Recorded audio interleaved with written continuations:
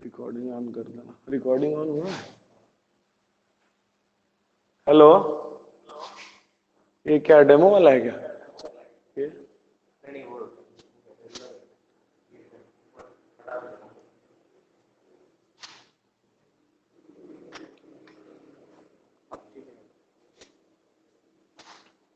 ठीक है चलो। क्या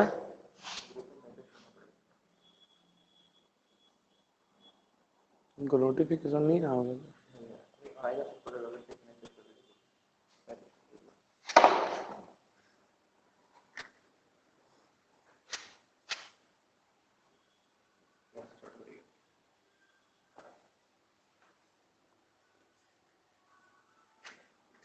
अच्छा, आप लोग का भी जो रजिस्ट्रेशन है ना वो ऑनलाइन हम लोग कर रहे हैं आज, है ना।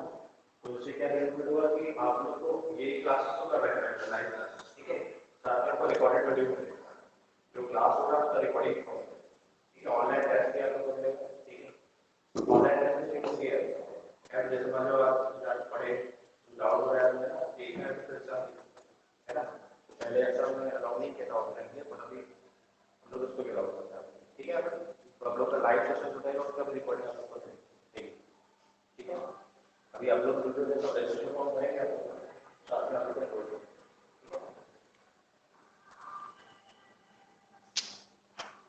ठीक है, तो समझ में आया बात कि क्रूसीफॉर्म कोर क्यों बनाया जाता है?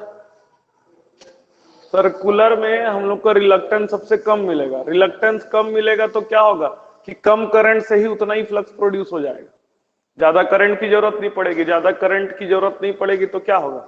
हम लोग इलेक्ट्रिकल इंजीनियर लोग ये चाहते हैं कि कुछ भी चीज चले तो कम करंट में चल जाए। काहे कि कम करंट में चलेगा तो लॉसेस कम होंगे, समझ में आया? जितना ज्यादा करंट में चलेगा उतना ज्यादा। तो इससे क्या होगा? क्रूसीफॉर्म कोर बनाने से दो फायदे हैं। एक फायदा यह है कि हिस्टैरिसीस लॉस भी कम होगा, दूसरा कि एडी करंट लॉस एक बोलते हैं वो भी कम हो जाएगा। उसके साथ साथ जो एक और होता है कॉपर लॉस, करंट कम होने के कारण से क्या होगा? कॉपर लॉस की वैल्यू भी कम हो जाएगी। समझ में आ रहा बात? तो इसके कारण से हम लोग क्रूसीफॉर्म कोर बनाते हैं। तो कल का जो हम लोग किए थे उसको हम लोग देख लेते हैं। कल क्या क्या पढ़े थे? कल के हम लोग जितना भी मैग्नेटिक सर्किट है उसको देखे थे। तो रिलक्टेंस का formula L upon mu zero mu R A. हरी बात समझ में? रिलक्टेंस की वैल्यू जो है, अगर L कांस्टेंट हो गया, समझे, L एक बार डिसाइड हो गया, ट्रांसफार्मर बन गया, तो लेंथ ऑफ पाथ डिसाइड हो जाता है। म्यू जीरो कांस्टेंट ही होता है। एरिया भी एक बार बन जाने के बाद एरिया भी फिक्स हो जाता है। फिर भी रिलक्टेंस कांस्टेंट नहीं हो पाता क्योंकि म्यू आर की वैल्यू अलग अलग कंडीशन पे अलग बदल जाती है। इसी के कारण से क्या बताया था? B H curve, B H curve बताया था। बी एच कर्व जो है, ये जो ऐसा लूप बनता है, बीएच कर्व का जो लूप बनता है वो भी किसके कारण से बनता है? म्यू आर के कारण से बनता है। समझ में आ रही बात? म्यू आर के कारण से ही बीएच कर्व का लूप बनता है। फिर हम लोग कल क्या देखे थे? हम लोग देखे थे M M F, magnetomotive force, ये एन इंटू आई के बराबर होता है, ठीक है। एन इंटू आई के बराबर होता है। फ्लक्स क्या होता था? फ्लक्स होता था M M F upon reluctance, मतलब ये आता है N I upon L upon mu zero mu R A आता है। समझ में आ रही बात? ये फ्लक्स। फिर हम लोग बी का फॉर्मूला देखे थे। बी क्या होता था? बी होता था फ्लक्स डिवाइडेड बाई एरिया। तो ये हो जाएगा N I upon L upon mu zero mu R आ जाएगा, है ना। इसको ऊपर ले जाएंगे तो ये क्या बन जाएगा? ये बन जाएगा N into I mu zero mu R divided by L हो जाता था। समझ में आ रही बात सभी को? तो इसमें क्या था? करंट बढ़ने से बी बढ़ता है, करंट बढ़ने से बी बढ़ता है, नंबर ऑफ टर्न्स बढ़ने से भी बी बढ़े आता है, ठीक है। ये सब हम लोग कल देखे थे। फिर एक होता था magnetic flux intensity. Intensity H क्या होता था? ये होता था, ये वाला जो पार्ट है एन आई बाई एल जो होता था, ये हमारा मैग्नेटिक फ्लक्स इंटेंसिटी हो जाता था, N I divided by L. तो H को अगर हम लोग B और H के बीच में रिलेशन देखेंगे तो आ जाएगा म्यू जीरो म्यू आर ए देखे थे, ठीक है। जहां पर म्यू आर का वैल्यू 1 होता है वो क्या होता है? एयर कोर होता है। जहां म्यू आर का वैल्यू 1 हो जाता है वो क्या हो जाता है? एयर कोर हो जाता है। एयर कोर का क्या खासियत है? एयर कोर का क्या खासियत है? बी और एच के बीच में लीनियर लाइन बनेगा। बी और एच के अगर म्यू जीरो की वैल्यू, हाँ ठीक है, ये होगा। तो अगर ये देखो तुम्हारा म्यू आर की वैल्यू 1 हो जाता है, म्यू आर का वैल्यू 1 किस में होता है? एयर कोर में होता है। एयर कोर में बी और एच के बीच में लाइन बनाते हैं तो कैसा बनता है? स्ट्रेट लाइन जैसा बनता है, लीनियर बनता है। इसी कारण से अगर एयर कोर लेंगे तो एयर कोर में हिस्टैरिसीस लॉस एकदम लगभग 0 होता है। फिर भी एयर कोर क्यों नहीं लेते हैं? क्योंकि उसका रिलक्टेंस बहुत ज्यादा होता है। समझ में पढ़ के आए हो सभी लोग इसको? अब हम लोग आज जो है ना मेन ट्रांसफॉर्मर में जाएंगे। ये वाला पार्ट को नोट कर लो कि क्रूसीफॉर्म शेप को क्यों बनाया जाता है, इसको नोट कर लो खाली। ये सब तो नोट कर लियो, तुम कल नहीं आए थे तो पूरा नोट करो।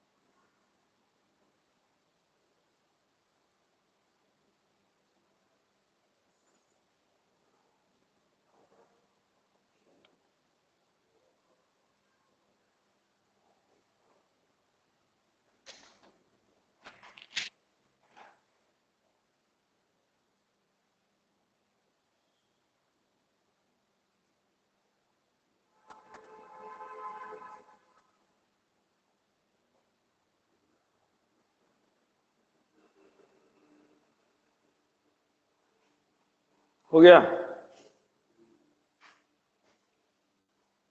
अब देखो बी एच कर्व से रिलेटेड एक और क्वेश्चन बन सकता है जिसको बोलते हैं रिटेंटिविटी और कोअर्सिविटी वाला क्वेश्चन।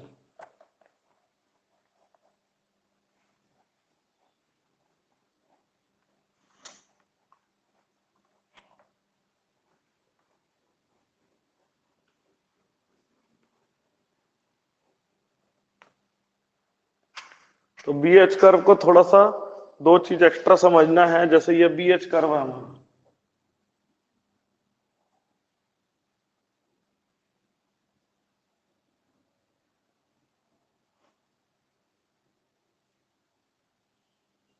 ये मान लो बी एच कर्व है हमारा, ठीक है। वाई एक्सिस में क्या होता है? बी होता है। एक्स एक्सिस में क्या होता है? एच होता है। तो बी जो होता है ये प्रोपोर्शनल टू फ्लक्स होता है, एच जो होता है वो प्रोपोर्शनल टू आई है। क्वेश्चन अगर आ जाएगा फाई और आई के बीच में, फ्लक्स और करंट के बीच में कर्व कैसा रहता है? तो बी एच कर्व जैसा ही होता है। समझ में? फ्लक्स और करंट के बीच में कर्व भी बी एच कर्व जैसा रहेगा। अब देखो जब करंट की वैल्यू 0 होती है या एच की वैल्यू 0 होती है तब कुछ फ्लक्स बचा रहता है। ये देखो जब करंट की वैल्यू 0 होती है, देखो यहां पर करंट क्या है? 0 है। उस समय भी कुछ ना कुछ फ्लक्स बचा हुआ है। इसको क्या बोला जाता है? इसको बोला जाता है रेसिडुअल फ्लक्स। इसको बोला जाता है रेसिडुअल फ्लक्स। और ये प्रॉपर्टी को क्या कहा जाता है? रिटेंटिविटी कहा जाता है। अगर कोर का कैपेसिटी होता है रेसिडुअल फ्लक्स बचा के रखना, रेसिडुअल फ्लक्स जितना ज्यादा आएगा उतना ज्यादा बोलेंगे कि ज्यादा रिटेंटिव कोर है। समझ में आ रहा है? उतना ज्यादा बोलेंगे ज्यादा रिटेंटिव कोर है। अब देखो यहां से यहां तक ये कुछ एक्स्ट्रा तुमको एच देना पड़ेगा नेगेटिव डायरेक्शन में, एक्स्ट्रा एच देना पड़ेगा नेगेटिव डायरेक्शन में, ताकि मेरा फ्लक्स की वैल्यू या बी की वैल्यू क्या हो जाए, 0 हो जाए। इसको क्या बोला जाता है, इसको बोला जाता है कोअर्सिव फोर्स। इसको क्या बोला जाता है, कोअर्सिव फोर्स कहा जाता है।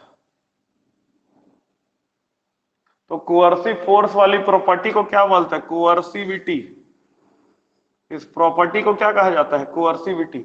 अब देखो, जिस कोर का रिटेंटिविटी ज्यादा होगा, जिस कोर का रिटेंटिविटी ज्यादा होगा, उसका बीएच कर्व भी ज्यादा चौड़ा बनेगा, ज्यादा एरिया का बीएच कर्व बनेगा। समझ में आ रही बात। जिसका भी रिटेंटिविटी ज्यादा होगा, जो जितना अपने में फ्लक्स बचा लेता है, समझ में, तो उस उतना ज्यादा उसका एरिया ऑफ हिस्टैरिसीस लूप बन जाएगा। हिस्टैरिसीस लूप उतना ज्यादा एरिया बनेगा। हिस्टैरिसीस लूप एरिया बढ़ेगा तो हिस्टैरिसीस लॉस भी बढ़ जाएगा। समझ में आ रही बात। तो अगर रिटेंटिविटी बढ़ती है, रिटेंटिविटी बढ़ती है या कोअर्सिविटी बढ़ती है, ठीक है, ऐसा सिंबल बना रहा हूं। सिंबल का मतलब क्या होता है कि अगर रिटेंटिविटी या कोअर्सिविटी बढ़ती है, तब जो है हिस्टैरिसीस लॉस भी क्या हो जाता है, हिस्टैरिसीस लॉस भी क्या हो जाएगा, हिस्टैरिसीस लॉस भी बढ़ जाएगा। समझ में आया। अब क्वेश्चन ये है कि ऐसा कौन सा मशीन है जिसमें रिटेंटिविटी ज्यादा हम लोग रखते हैं, ऐसा कौन सा मशीन है जिसमें ज्यादा रिटेंटिविटी रखते हैं, और ऐसा कौन सा मशीन है जिसमें रिटेंटिविटी कम रखा जाता है। तो ये याद रखना कि ट्रांसफॉर्मर में कम रिटेंटिविटी रखा जाता है। ट्रांसफॉर्मर में हैज लेस रिटेंटिविटी, रिटेंटिविटी को कम रखने की जरूरत है इसमें ट्रांसफॉर्मर में। क्यों? क्योंकि ट्रांसफॉर्मर में रेसिडुअल फ्लक्स का कोई काम ही नहीं है। ये जो रेसिडुअल फ्लक्स बनता है ना, इसका कोई काम ही नहीं है ट्रांसफॉर्मर में। इसी कारण से ट्रांसफॉर्मर का मटेरियल हम लोग कैसा बनाते हैं, सबको लगता है कि ट्रांसफॉर्मर मोटर सब में मटेरियल एक जैसा रहता है, ऐसा नहीं है। ट्रांसफॉर्मर में ऐसा मटेरियल चुनते हैं हम लोग जिसकी रिटेंटिविटी कम होती है। रिटेंटिविटी कम होने के कारण से ट्रांसफॉर्मर का हिस्टैरिसीस लॉस भी कम होता है। लेकिन अगर डीसी मोटर में, डीसी मशीन में या मोटर में, मोटर्स एंड जनरेटर्स, मोटर हो गया या जनरेटर हो गया, इसमें भी कौन सा, मोटर या जनरेटर, इसमें भी कौन सा, मतलब सारे मोटर्स और जनरेटर में has more retentivity, more retentivity material.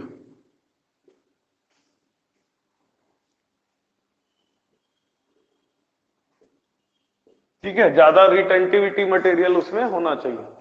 ठीक है, समझ में आई बात। सेल्फ एक्साइटेड मोटर आगे पढ़ाऊंगा। जनरली जो है ना, जो मोटर्स और जनरेटर्स जो सेल्फ एक्साइटेड होते हैं, सेल्फ एक्साइटेड, जब डीसी मोटर पढ़ाऊंगा तो मैं बताऊंगा कि मोटर का चालू होने के लिए या जनरेटर को वर्क करने के लिए, डीसी मशीन हो गया या कोई भी मशीन हो गया, उसमें जनरेटर वगैरह को वर्क करने के लिए कुछ ना कुछ पहले से मैग्नेटिज्म होना चाहिए। वो पहले से मैग्नेटिज्म क्या होता है, वो रिटेंटिविटी वाला ही मैग्नेटिज्म होता है। समझ में आ रही बात। दिया होगा, सब डीसी मशीन पढ़ाएंगे ना, तुम लोग सब लोग पढ़े होगे, लेकिन ये इस चीज को नहीं समझे होगे कि ये इसका मतलब क्या होता है। कुछ रेसिडुअल फ्लक्स होना चाहिए। रेसिडुअल फ्लक्स कब आएगा, रेसिडुअल फ्लक्स किसको बोलते हैं, जब करंट तुम नहीं दिए हो, करंट 0 है, उस कंडीशन पे जो फ्लक्स होता है उसको क्या बोलते हैं, रेसिडुअल फ्लक्स बोलते हैं। तो मोटर और जनरेटर में ये रेसिडुअल फ्लक्स नहीं होगा ना, तो वो करंट फिर आगे बनाएगा भी नहीं, जनरेटर में खास तौर पे। ठीक है, खास तौर पे डीसी जनरेटर्स में वो करंट नहीं बनाता फिर। क्लियर है बात। तो ये क्वेश्चन आ सकता है कि रिटेंटिविटी बढ़ेगा तो हिस्टैरिसीस लॉस बढ़ेगा, कम होगा, बढ़ जाएगा। ट्रांसफॉर्मर में रिटेंटिविटी ज्यादा होना चाहिए, कम होना चाहिए, ट्रांसफॉर्मर में रिटेंटिविटी कम होना चाहिए। ठीक। दूसरा चीज, मशीन वगैरह डीसी जनरेटर में रिटेंटिविटी ज्यादा होना चाहिए, कम होना चाहिए, उसमें ज्यादा होना चाहिए। समझ में आ रही बात। चलो नोट करो फटाफट। किसका, वो डिपेंड करता है कि आप कितने पावर का मशीन लगा रहे हो। एक वैल्यू नहीं हो सकती, उसका पावर के ऊपर डिपेंड करता है। जैसे कि अगर आप जनरेटर बना रहे हो तो देखो बहुत ज्यादा वैल्यू नहीं होता है, फिर भी एकदम कम वैल्यू का ही सफिशिएंट होता है। अगर थोड़ा बहुत भी होगा ना तो भी काम कर जाता है जनरेटर, लेकिन ना कुछ होना चाहिए। एकदम कम होगा तब भी नहीं काम करेगा, कुछ एक मिनिमम वैल्यू होगी। वो किसके ऊपर डिपेंड करेगी, मशीन कितना बड़ा है कितना छोटा है उसके ऊपर रहती है। आई बात समझ में?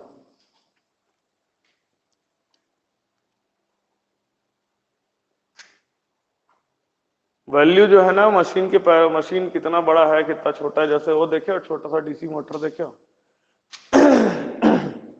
वो सेल्फ एक्साइटेड रहता है कि सेपरेटली एक्साइटेड होता है?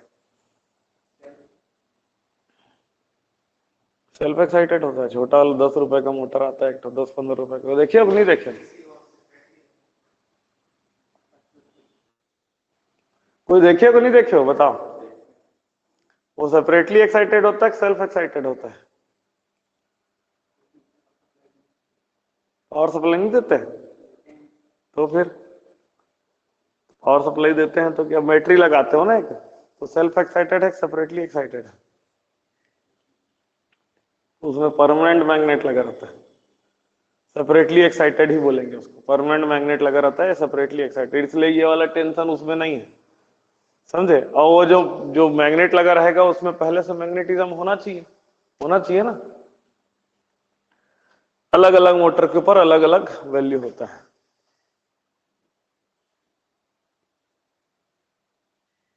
और मशीन को अगर एज अ मोटर चला रहे हैं तब रेसिडुअल फ्लक्स की उतनी जरूरत नहीं पड़ती है। मशीन को एज अ जनरेटर चलाते हैं ना डीसी मशीन को, तब रेसिडुअल फ्लक्स की जरूरत पड़ती है। डीसी पढ़ाऊंगा तो उसको बताऊंगा अच्छे से।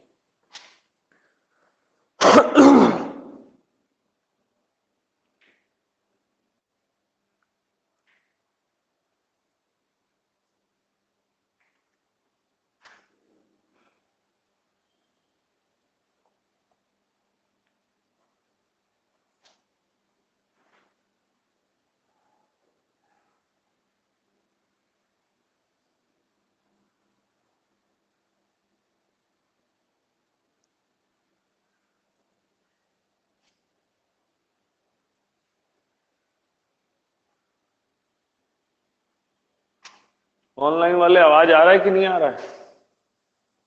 चैट बॉक्स में लिख करके बताइए आवाज आज क्लियर है कि नहीं है।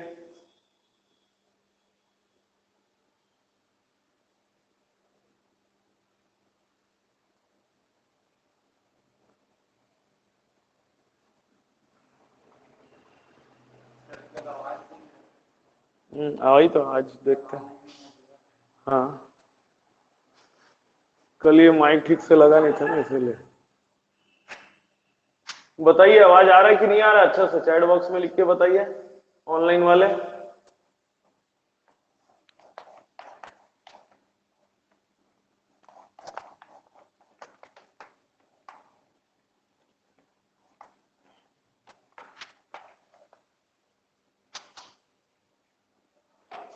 चलो ट्रांसफार्मर में आते हैं। तो ट्रांसफार्मर कैसे वर्क करता है इसको समझ लोगे तो बहुत सारा क्वेश्चन बनने लगेगा। ट्रांसफार्मर में क्या होता है, ट्रांसफार्मर में बेसिक क्या चीजें चाहिए, एक कोर चाहिए, समझे? देखो कोर कैसा बनता है, थ्री डायमेंशनल स्ट्रक्चर बना रहा हूं कोर का। कोर कुछ इस तरह से थ्री डायमेंशनल दिखेगा। ये देखो ये सॉलिड कोर नहीं होता है, ऐसा पतला पतला शीट होता है, समझे?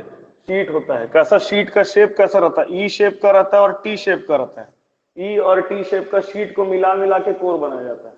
तो ये पतला पतला शीट रहता है। शीट के ऊपर क्या रहेगा, शीट के ऊपर वार्निश का कोटिंग रहेगा, प्लास्टिक का, प्लास्टिक समझ लो, वार्निश क्या होता है, प्लास्टिक जैसा होता है, वार्निश का कोटिंग रहेगा, ठीक है।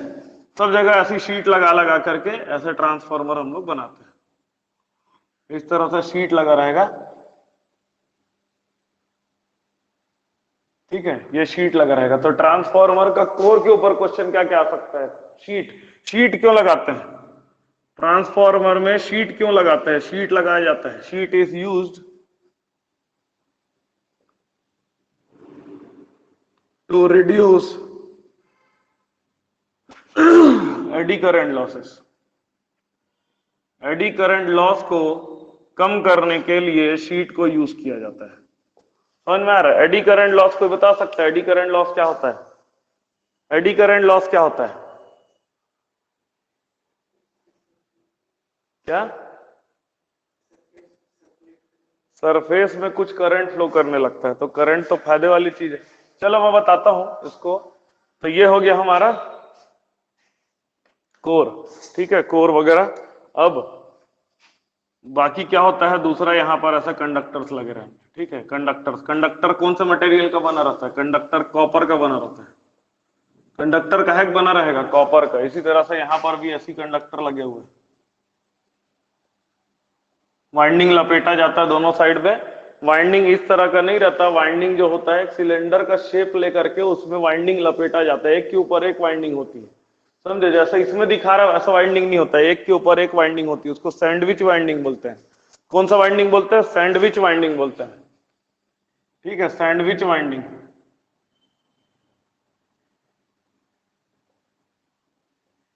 सैंडविच वाइंडिंग कैसा होता है समझाता हूं। जैसे क्या होगा कि जैसे एक ऐसा से पूरा कोर में, जैसे मान लो ये कोर है, ट्रांसफार्मर में कोर इतना ही है, अब इसके ऊपर पहले एक वाइंडिंग लपेट देंगे। कौन सा वाइंडिंग सबसे अंदर में होगा? लो वोल्टेज वाइंडिंग ऊपर अंदर में होगा, समझे? ट्रांसफार्मर में प्राइमरी सेकेंडरी करके मत पढ़ो, दो वाइंडिंग होता है, एक लो वोल्टेज और एक हाई वोल्टेज, ठीक है। एक होगा लो वोल्टेज वाइंडिंग और दूसरा होता है हाई वोल्टेज वाइंडिंग, ठीक है। तो ऐसा नहीं होता कि इस तरफ में लो वोल्टेज लगाएंगे इस तरफ में हाई वोल्टेज लगाएंगे, ऐसा नहीं होता। पूरा कोर को यूज किया जाता है। कैसे करेंगे? जैसे मान लो इतना ही कोर है, समझ लो, इमेजिन करो कि कोर इतना ही है। अब जैसे अंदर में जो इसका तार लपेटूंगा, वाइंडिंग लपेटूंगा पूरा, ठीक है, पूरा, वो अंदर वाला जो वाइंडिंग होगा वो कौन सा वाइंडिंग होगा? अंदर वाला वाइंडिंग कौन सा होगा? लो वोल्टेज वाइंडिंग होगा, समझ में? इनर वाइंडिंग जो है हमारा वो लो वोल्टेज वाइंडिंग होता है। इस लो वोल्टेज वाइंडिंग, ये छोटा छोटा कॉन्सेप्ट को याद रखना है, डायरेक्ट क्वेश्चन आएगा, डायरेक्ट लिख लगाना है, ठीक है, आगे बढ़ना है, ठीक है, न्यूमेरिकल वाला पार्ट नहीं है। अब इसके बाद क्या करोगे? लो वोल्टेज वाइंडिंग पूरा लगा दिया, फिर उसके ऊपर क्या करूंगा मैं? पेपर का या कोई भी इंसुलेटर का कोटिंग करूंगा। क्या करूंगा? इंसुलेटर का कोटिंग करूंगा। कोटिंग क्यों करते हैं? लो वोल्टेज वाइंडिंग और हाई वोल्टेज वाइंडिंग आपस में टच ना हो जाए, सेपरेट करने के लिए। फिर उसके ऊपर क्या करूंगा? पूरा हाई वोल्टेज वाइंडिंग को लपेटूंगा। नंबर ऑफ टर्न्स किस में ज्यादा होगा? हाई वोल्टेज वाइंडिंग में नंबर ऑफ टर्न्स ज्यादा होगा। मोटा कौन सा तार होगा? फिर वही बात, जिसमें करंट ज्यादा हो, लो वोल्टेज वाइंडिंग में करंट ज्यादा होता है, उसका वोल्टेज कम होगा, कल ही बताया था ना। तो नंबर ऑफ टर्न्स, या ऐसा लिख सकते हैं, number of turns NHV is greater than NLV। Number of turns in low voltage winding is lesser than number of turns in high voltage winding. Short form में लिखवा रहा हूं, फटाफट याद होगा, बाद में रिवीजन करोगे तो, ठीक है। उसके बाद थिकनेस, T मतलब क्या हो गया? थिकनेस, तार किसका मोटा है किसका पतला है। तो thickness of H high voltage winding will be less than thickness of low voltage winding. यहां पर लिख देता हूं, THV का मतलब होता है thickness of winding, thickness of winding in HV side. और TLV का मतलब होता है थिकनेस ऑफ वाइंडिंग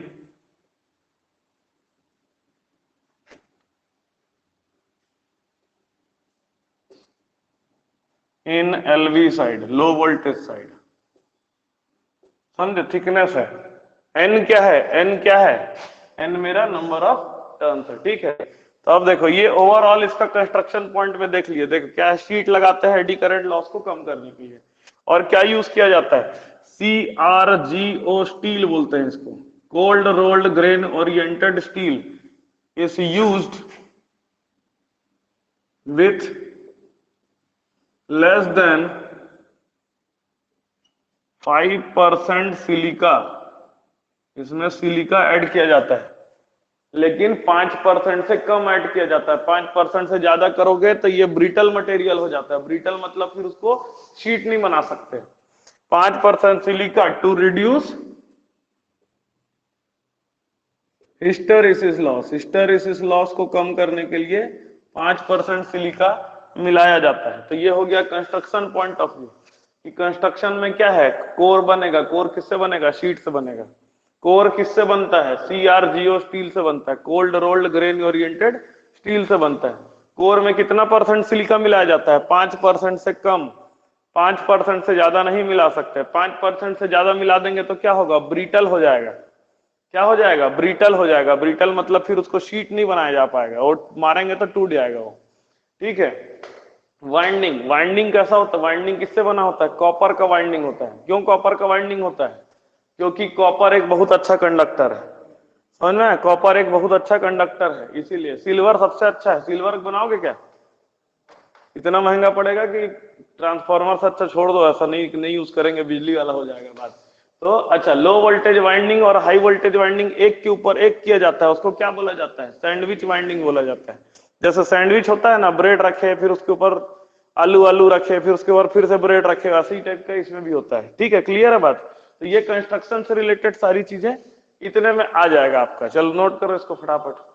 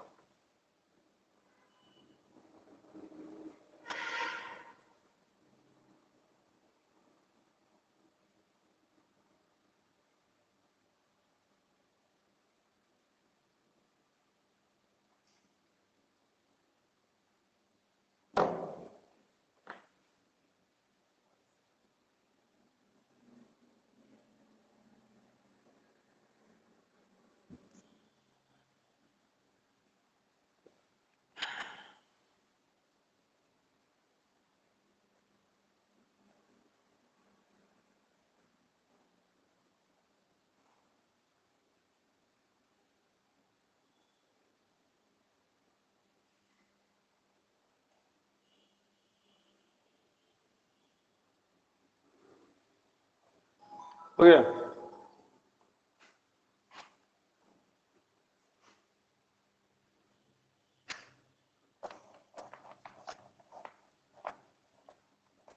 अब देखो, ट्रांसफार्मर के साइज को बदलेंगे तो क्या क्या चीजें बदल जाएंगी। साइज के हिसाब से क्या क्या होता है उसको हम लोग देखते हैं। Transformer size, variation of parameter with transformer size.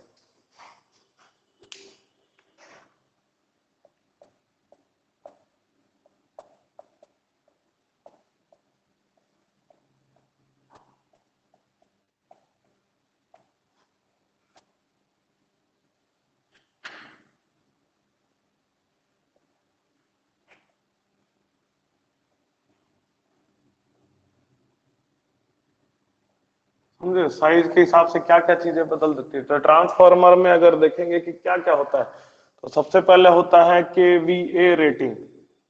Transformer का केवीए रेटिंग कितना है? ठीक है, केवीए रेटिंग क्यों बोलते हैं? रेटिंग बोलते हैं मैक्सिमम। रेटिंग का मतलब होता है मैक्सिमम। मैक्सिमम कितना केवीए हो सकता है उसको बोलते हैं केवीए रेटिंग। दूसरा होता है वोल्टेज रेटिंग।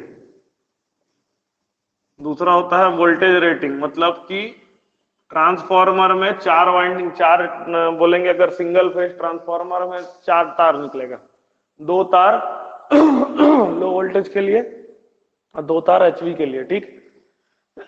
तो उसमें कितना वोल्टेज दिया जा सकता है उसको बोलते हैं वोल्टेज रेटिंग। तीसरा होता है करंट रेटिंग। करंट रेटिंग, ठीक है। तो अगर देखोगे ट्रांसफॉर्मर का केवीए रेटिंग जो है साइज के पावर 4 पे डिपेंड करता है, समझे, साइज का पावर 4। मतलब अगर देखेंगे कि अगर ट्रांसफॉर्मर के साइज को 2 गुना कर दिया जाए तो केवीए कितना केवीए कितना गुना बढ़ेगा, 2 का पावर 4 मतलब 16 गुना बढ़ जाएगा। समझ में आ रही बात। ट्रांसफॉर्मर का केवीए फिर से बता रहा हूं, साइज को अगर 2 गुना कर दिया जाए तो केवीए कितना गुना बढ़ जाएगा, 16 गुना। क्लियर है सभी को बात। वोल्टेज रेटिंग जो होता है वो साइज के पावर 2 होता है, साइज का पावर 2। ट्रांसफॉर्मर का ये भी साइज का पावर 2 होता है, साइज का पावर 2 होता है। इसके ज्यादा डीप में नहीं जाऊंगा, नहीं तो लंबा चौड़ा टाइम निकलेगा, इसलिए इतना चीज याद रखने की जरूरत है। केवीए अगर साइज 2 गुना होगा तो केवीए 16 गुना हो जाएगा। वोल्टेज रेटिंग साइज 2 गुना होगा तो वोल्टेज रेटिंग 4 गुना हो जाएगा। करंट रेटिंग साइज अगर 2 गुना करे तो करंट रेटिंग 4 गुना होगा। देखो साइज बढ़ने से क्या है, आप मोटा तार को लगा सकते हो तो मतलब आपके पास चांसेस, करंट मोटा तार लगाओगे तो करंट रेटिंग आपका डबल हो जाएगा, अगर डबल मोटा तार लगा दोगे तो। उसके बाद होता है no load current. No load current, no load current जिसको हम लोग बोलते हैं आई नॉट, मतलब बिना लोड के समय ट्रांसफॉर्मर विदाउट लोड कितना करंट ले रहा है, बिना लोड के भी ट्रांसफॉर्मर कुछ करंट लेता है। उसका 2 चीज होता है बताऊंगा मैं।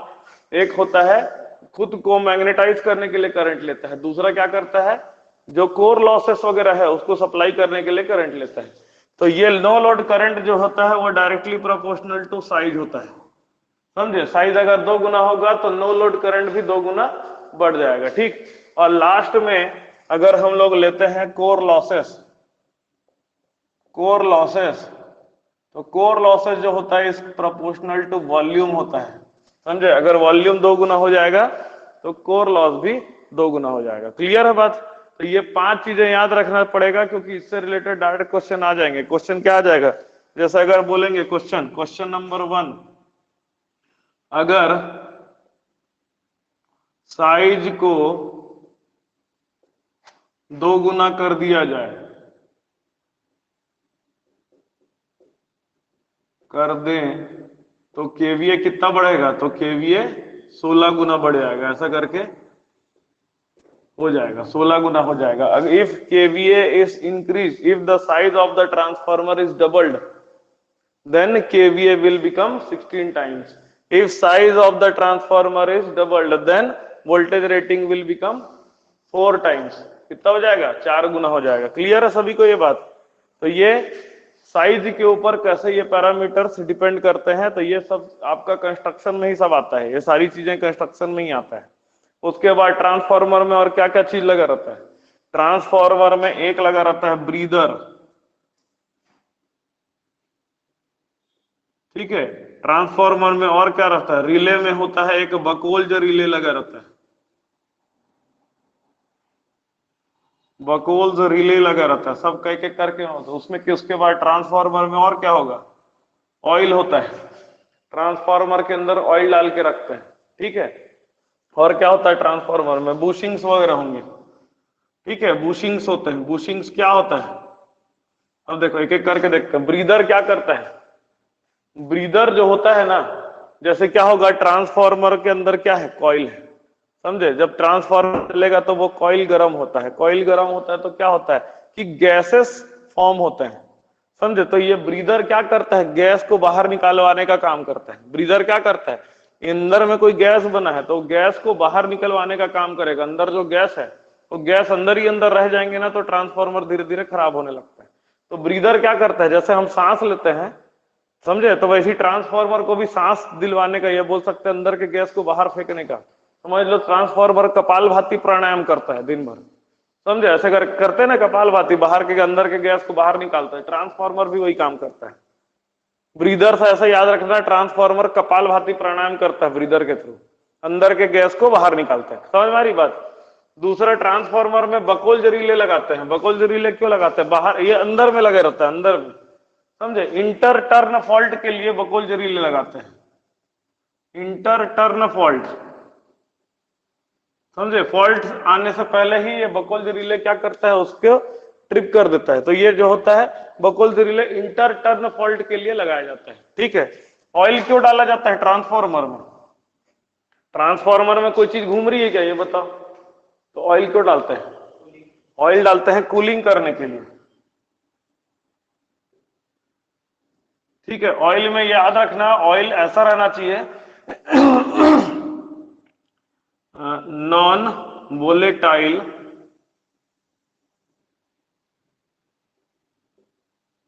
And less dense, non viscous, समझे? वोलेटाइल का मतलब होता है ऐसा चीज जो आग पकड़ ले जल्दी। तो ट्रांसफार्मर के अंदर ऐसा ऑयल डालोगे क्या जो जल्दी आग पकड़ ले, ट्रांसफार्मर ही जल जाएगा।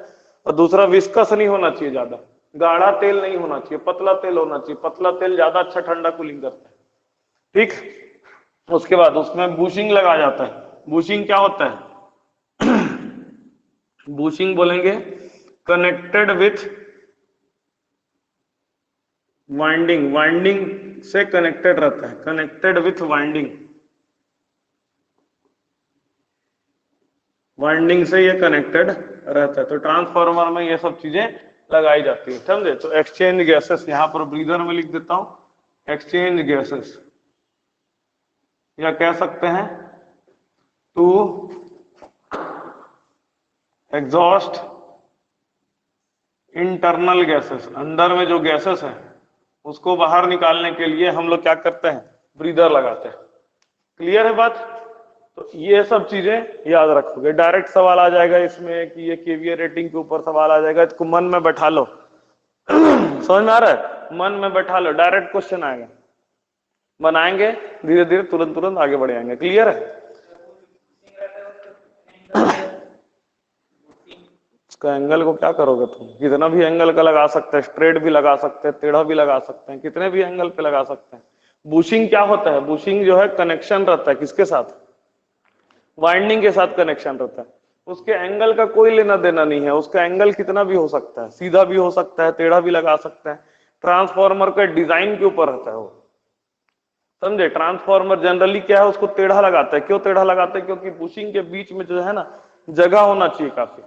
तो कुछ एंगल लेकर के, जैसे क्या है अंदर में ट्रांसफार्मर बना हुआ है, अब यहां से ऐसा ऐसा एंगल लेकर के बाहर निकालते हैं। क्यों? क्योंकि इसके और इसके बीच में जो तार है ज्वाइन नहीं होना चाहिए। ज्वाइन हो जाएगा तो क्या होगा? शॉर्ट हो जाएगा। तो इसी कारण से क्या है, बुशिंग को थोड़ा गैपिंग से निकालता है। मान लो यहां से ही निकाले, तो यहां से निकाल रहे हैं, इन दोनों के बीच में गैपिंग रखेंगे, यहां पर कनेक्शन कर देंगे, तो क्या होगा, इन लोगों के बीच में ज्यादा गैपिंग आ जाएगा। आ रही बात समझ में? दूसरा चीज क्या है एक और, बुशिंग कितना एंगल होगा, ये फिर किस पे डिपेंड करेगा कि ट्रांसफार्मर का रेटिंग क्या है। समझ में आ रहा है? जैसे क्या है, अगर मैं तुमको बोलूंगा कि भाई एक तार और दो तार के बीच में कितना गैपिंग होना चाहिए, जो बाहर में वायर होते हैं ना, ट्रांसमिशन लाइन, डिस्ट्रीब्यूशन लाइन, तो एक तार और दो तार के बीच में मिनिमम गैपिंग कितना होना चाहिए? क्या बताओगे आंसर में? मिनिमम गैपिंग कितना होना चाहिए? रेटिंग पे डिपेंड करता है। वोल्टेज अगर ज्यादा होगा तो गैपिंग ज्यादा करना पड़ेगा। क्यों? अगर जैसे मान लो यही जो है, मान लो 440 किलो वोल्ट का दे दिए, समझे? एक फेज और एक न्यूट्रल होता है, 400 मतलब एक फेज और न्यूट्रल, सिंगल फेज की बात कर रहा हूं मैं फिलहाल। 440 किलो वोल्ट है इसके बीच में, तो ये जो है इतना ज्यादा, इसका गैपिंग कम रखेंगे ना तो बीच के एयर को आयोनाइज कर देगा। क्या करेगा? आयोनाइज कर देगा। आयोनाइज करने से ये समझ लो शॉर्ट सर्किट हो जाएगा, और शॉर्ट सर्किट होता है तो क्या होता है, पूरा सप्लाई बंद हो जाएगा। शॉर्ट सर्किट होना मतलब ये क्या हो गया, फॉल्ट होना, समझे? Single line to ground fault हो गया इसमें। तो यही चीज है, वो वोल्टेज के ऊपर डिपेंड करता है, ट्रांसफार्मर कितना बड़ा साइज का है, कितना छोटा साइज का है। जैसे छोटे छोटे ट्रांसफार्मर में तो बुशिंग ही नहीं होती है, जो घर में घर बोल रहा हूँ, जो रेडियो वगैरह में लगता है, ये सब ट्रांसफार्मर में देखना कोई बुशिंग नहीं होती है, समझे?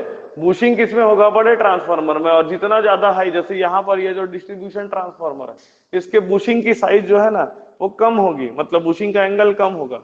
और बड़े ट्रांसफार्मर, पावर ट्रांसफार्मर में और ज्यादा बड़ा ट्रांसफार्मर बनता है, उसका बुशिंग का एंगल और बढ़ जाएगा। बुशिंग क्यों करते हैं? अंदर के वाइंडिंग को बाहर निकालने के लिए, ठीक है। एंगल क्यों देते हैं? इन दोनों के बीच में कुछ गैपिंग करने के लिए। समझ में आ रही बात? किसके ऊपर डिपेंड करेगा एंगल? रेटिंग के ऊपर डिपेंड करेगा। क्लियर है?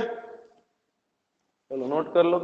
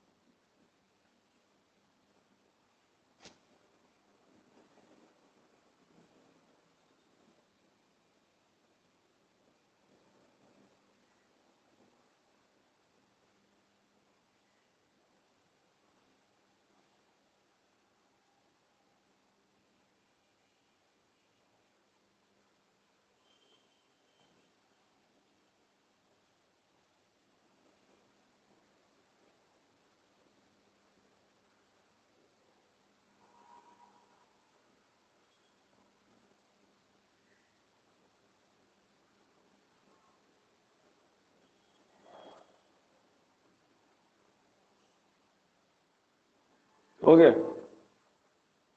अब ट्रांसफार्मर की वर्किंग देखते हैं, ट्रांसफार्मर कैसे काम करता है।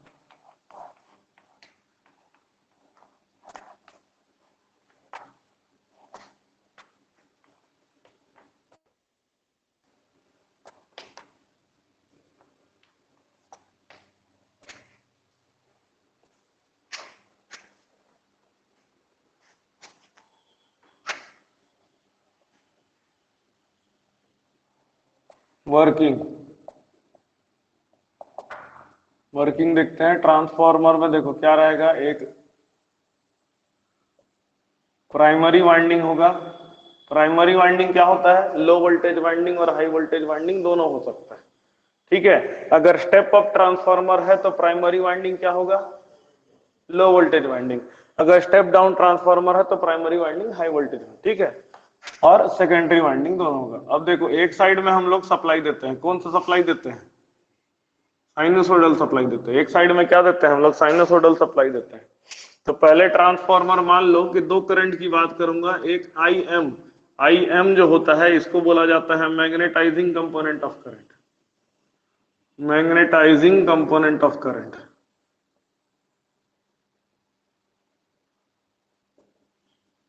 Of current.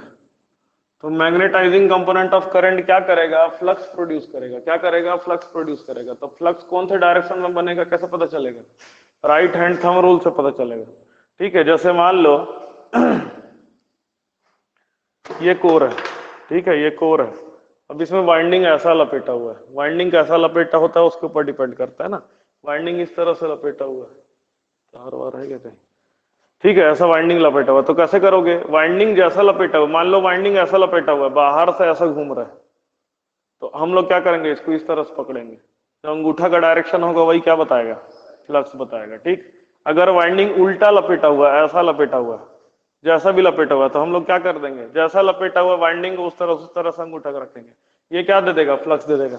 अब यहाँ पर देखो क्या है, इसको तरीका क्या है, डायग्राम देख करके कैसे करना है। इसमें करंट फ्लो करेगा तो ऐसा जाएगा कि नहीं जाएगा करंट? समझ में आया? तो जैसा करंट जाएगा अपनी उंगलियों को वैसी रख दो, ऐसा उंगली को ऐसा रख दिए। अब ये क्या हो जाएगा? फ्लक्स का डायरेक्शन हो जाएगा। ये क्या हो जाएगा? फ्लक्स का डायरेक्शन। तो ये क्या करेगा? एक फ्लक्स प्रोड्यूस करेगा। ठीक है, ये फ्लक्स जो है, देखो करंट क्या है? साइनोसॉइडल, तो फ्लक्स कैसा बनेगा? फ्लक्स भी बनेगा साइनोसॉइडल। साइनोसॉइडल का क्या मतलब होता है? अल्टरनेटिंग फ्लक्स का क्या मतलब होता है कि ये जो करंट है, ये करंट का एक डायरेक्शन नहीं है। आधे साइकिल में करंट का डायरेक्शन ये होगा, तो आधे साइकिल में करंट का डायरेक्शन पलट जाएगा। समझ में आ रहा है बात? तो फ्लक्स का डायरेक्शन भी आधे साइकिल के बाद क्या हो जाएगा? पलट जाएगा। क्लियर है सभी को बात? तो ये इसीलिए हम लोग क्या करते हैं, इसमें फेजर डायग्राम बनाते हैं। समझ में आ रहा है? इसमें फेजर डायग्राम बनाते हैं। क्यों? फेजर डायग्राम उसी को रिप्रेजेंट करता है कि दोनों साथ में, अगर दो वेक्टर को लेते हैं, एक वेक्टर और दूसरा वेक्टर को लेते हैं, तो क्या होगा कि जब दोनों साथ में चलेंगे तो क्या होगा, उसके बीच में कितना एंगल बना रहेगा, उसको हम लोग बोलते हैं फेजर डायग्राम। ठीक, बताऊंगा मैं उसको।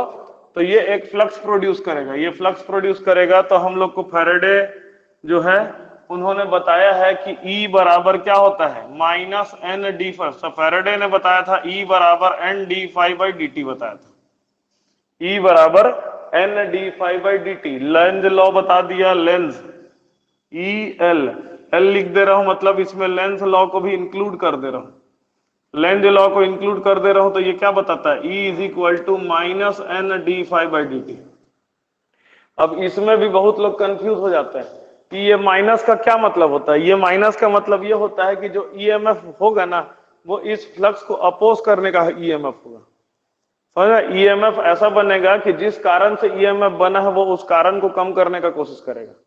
हमेशा याद रखना, ये ट्रांसफार्मर में भी यही नियम है, मोटर में भी यही नियम है, जनरेटर में भी यही नियम है। E बराबर minus N D five by D T.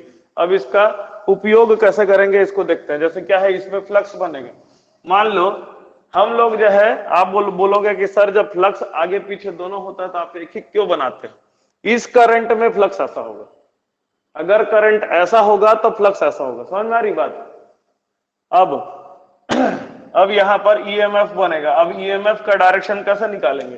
देखो, एक फ्लक्स ऐसा आ रहा है, इस कोर में, इस साइड में फ्लक्स नीचे की तरफ है, समझे? अब इस फ्लक्स को अपोज करने के लिए, मतलब उसका विरोध करने के लिए कैसा फ्लक्स होना चाहिए? उसके ऊपर की तरफ। अब ऊपर की तरफ फ्लक्स बनेगा, तो ऊपर की तरफ फ्लक्स बनेगा तो मेरे को उंगली को ऐसा रखना पड़ेगा, और उंगली को ऐसा रखूंगा तो करंट कैसा होगा? ऐसा होगा कि नहीं होगा? अभी फिलहाल करंट फ्लो नहीं कर रहा है, ये मान लेना नो लोड में करंट फ्लो नहीं करता है ना, तो लोड नहीं लगा है। लेकिन अगर फ्लो करता, मान लो मैं उसकी वो कर देता, क्या बोलते हैं उसको, कनेक्ट कर देता, ओपन सर्किट को शॉर्ट कर देता या कोई लोड लगा देता, तो करंट कैसा फ्लो करता? ऐसा फ्लो करता। अब हमेशा याद रखना, करंट बाहर कहां से निकलता है? पॉजिटिव टर्मिनल से बाहर निकलता है। समझ में आ रहा है? करंट बाहर कहां से निकलता है? पॉजिटिव टर्मिनल से। और अंदर कहां घुसता है? नेगेटिव टर्मिनल से। अलग अलग किताबों में ट्रांसफार्मर का फेजर डायग्राम बहुत अलग अलग दिया हुआ है, समझे? थरेजा बुक देखोगे तो उसका अलग है, आईआईटी के नोट्स को देखोगे, जैसे जो आईआईटी के एनपीटीईएल का नोट्स देखोगे तो उसका अलग है। मैं आपको सही सही बता रहा हूं कि क्या आएगा, ठीक है? निकालने का तरीका ऐसा है। तो देखो क्या होगा कि ईएमएफ अगर बनेगा तो इस तरह से बनेगा। तो बोलोगे सर ये तो अल्टरनेटिंग है। मैं क्या बता रहा हूं, जब इस डायरेक्शन में करंट होगा तब ईएमएफ ऐसा होगा। समझ में आ रहा है? ऐसा नहीं कि हमेशा ईएमएफ ऐसी रहेगा। डीसी का क्या मतलब होता है? हमेशा ईएमएफ को पोलैरिटी यही रहना। यहाँ पर क्या है, ये एसी है, तो आधे साइकिल में प्लस माइनस, तो अगले आधे साइकिल में क्या हो जाएगा? माइनस प्लस होगा। समझ में? ये पलटते रहता है, इसलिए ये क्या है? एसी वाला है। तो ये ईएमएफ E2 का। अब देखो यहां पर भी एक ईएमएफ सेटअप होना है। क्यों? क्योंकि ये D five by D T ये वाला वाइंडिंग भी देख रहा है, D five by D T ये वाला वाइंडिंग भी देख रहा है कि नहीं देख रहा है? तो यहां पर ईएमएफ देखो, ये वाले फ्लक्स, यहां पर फ्लक्स ऊपर की तरफ है, यहां पर फ्लक्स ऊपर की तरफ है, उसको अपोज करने वाला फ्लक्स कैसा होना चाहिए? नीचे की तरफ। नीचे की तरफ है तो मान लेते हैं इमेजिनरी करंट है, नीचे की तरफ के लिए इमेजिनरी करंट ऐसा डायरेक्शन में होना चाहिए। तो यहां पर भी ये करंट यहां से निकल रहा है, यहां से निकल रहा है। तो देखो E1 और E2 दोनों की पोलैरिटी एक जैसी आई कि नहीं आई? E1 और E2 दोनों की पोलैरिटी एक जैसी आई कि नहीं आई? अब थरेजा बुक देखोगे तो एक में E1 ऊपर बना दी है और E2 नीचे बना दी है। तो बोलोगे सर थरेजा बुक गलत हो गया। समझे। थेरेजा बुक हो गया या और कुछ कुछ बुक्स में ऐसा E1 E2 अपोजिट डायरेक्शन में रहता है, वो भी गलत नहीं है। कैसे गलत नहीं है, वो लोग वाइंडिंग के सेंस को अलग कर देते हैं। देखो इसको अलग कर दिए, मैं वाइंडिंग को कुछ इस तरह से लगा देता हूँ, ये ऐसा है, देखो वाइंडिंग को कुछ मैं इस तरह से लगा देता हूँ। अब तुम निकालो E1 और E2 का, देखो यहां से निकालता हूं, यहां पर करंट मान लो ऐसा है तो वाइंडिंग में फ्लक्स, इसमें करंट ऐसा आएगा, इसमें करंट ऐसा आएगा, तो फ्लक्स नीचे की तरफ होगा कि नहीं होगा, होगा कि नहीं होगा, नीचे की तरफ फ्लक्स। अब यहां पर फ्लक्स ऊपर की तरफ है, यहां पर फ्लक्स नीचे की तरफ है। इसको अपोज करने के लिए, इसको अपोज करने के लिए मेरे को नीचे की तरफ वाला फ्लक्स चाहिए, मतलब ये करंट ऐसा होना चाहिए, तो यहां पर माइनस और यहां पर प्लस आएगा। और इसको अपोज करने के लिए मेरे को ऊपर की तरफ वाला चाहिए, तो ऊपर की तरफ वाला चाहिए तो ऐसा बनेगा। तो यहां से बाहर निकल रहा है, यहां से अंदर घुस रहा था, ये प्लस और ये माइनस बन गया। अब देखो अलग अलग पोलैरिटी है कि नहीं है क्या मतलब है इसका, थरेजा बुक भी सही है और IISc का नोट्स भी सही है, सब कुछ सही है, समझ में आ रहा था। इसमें ना कई लोग ना मेरे से पूछते हैं कि सर क्या है, समझे, कई बार क्लास लिया हो ना, तो इन लोग ना इस तरह से मेरे को बच्चे लोग बोलते हैं सर आप गलत बताए हो, कई क्लास में ऐसा देखने को मिला है मेरे को, समझे। तो यही है कि जो फेजर डायग्राम है उसका ज्यादा इंपॉर्टेंस नहीं है, यही मैं बोल रहा हूँ। फेजर डायग्राम अलग अलग सर्किट के लिए अलग अलग होगा, कितना को याद करोगे, कितना को याद करोगे, सर्किट कितने तरीके से बन सकते हैं इसमें, तुम ही सोचो कितने तरीके से सर्किट बन सकते हैं। एक ये बना दिया, एक ये बना दिया, एक और बना के दिखाता हूं, इसको ऐसा कर दिया वाइंडिंग को और इसको ऐसा कर दिया। अब इसका फेजर डायग्राम तुम लोग होमवर्क में करके रखना, ठीक है। ये दो ठो बता दिया, इसमें E1 और E2 दोनों सेम फेज में आएंगे, इसमें E1 और E2 दोनों अलग अलग फेज में आएंगे। यहां पर बताना E1 और E2 सेम फेज में आएंगे कि अलग अलग फेज में आएंगे, ठीक है। और चौथा ये वाला बताना, इसका लास्ट वाला, चार तरह की सर्किट बन सकती है। ये सर्किट एक बन जाएगा और यहां पर भी ऐसा वाला सर्किट बन जाएगा, समझ में आ रही बात। तो चार अलग अलग तरह की सर्किट बन सकती है, चार अलग अलग तरह की सर्किट मतलब चार अलग अलग फेजर डायग्राम। तो मैं क्या बोल रहा हूं, फेजर डायग्राम का ज्यादा इंपॉर्टेंस नहीं है, समझ में आ रहा है। लेकिन मैं जो जो चीजें हैं, जो काम की चीजें हैं, उसको मैं बता भी दूंगा, कोई दिक्कत नहीं है उसमें।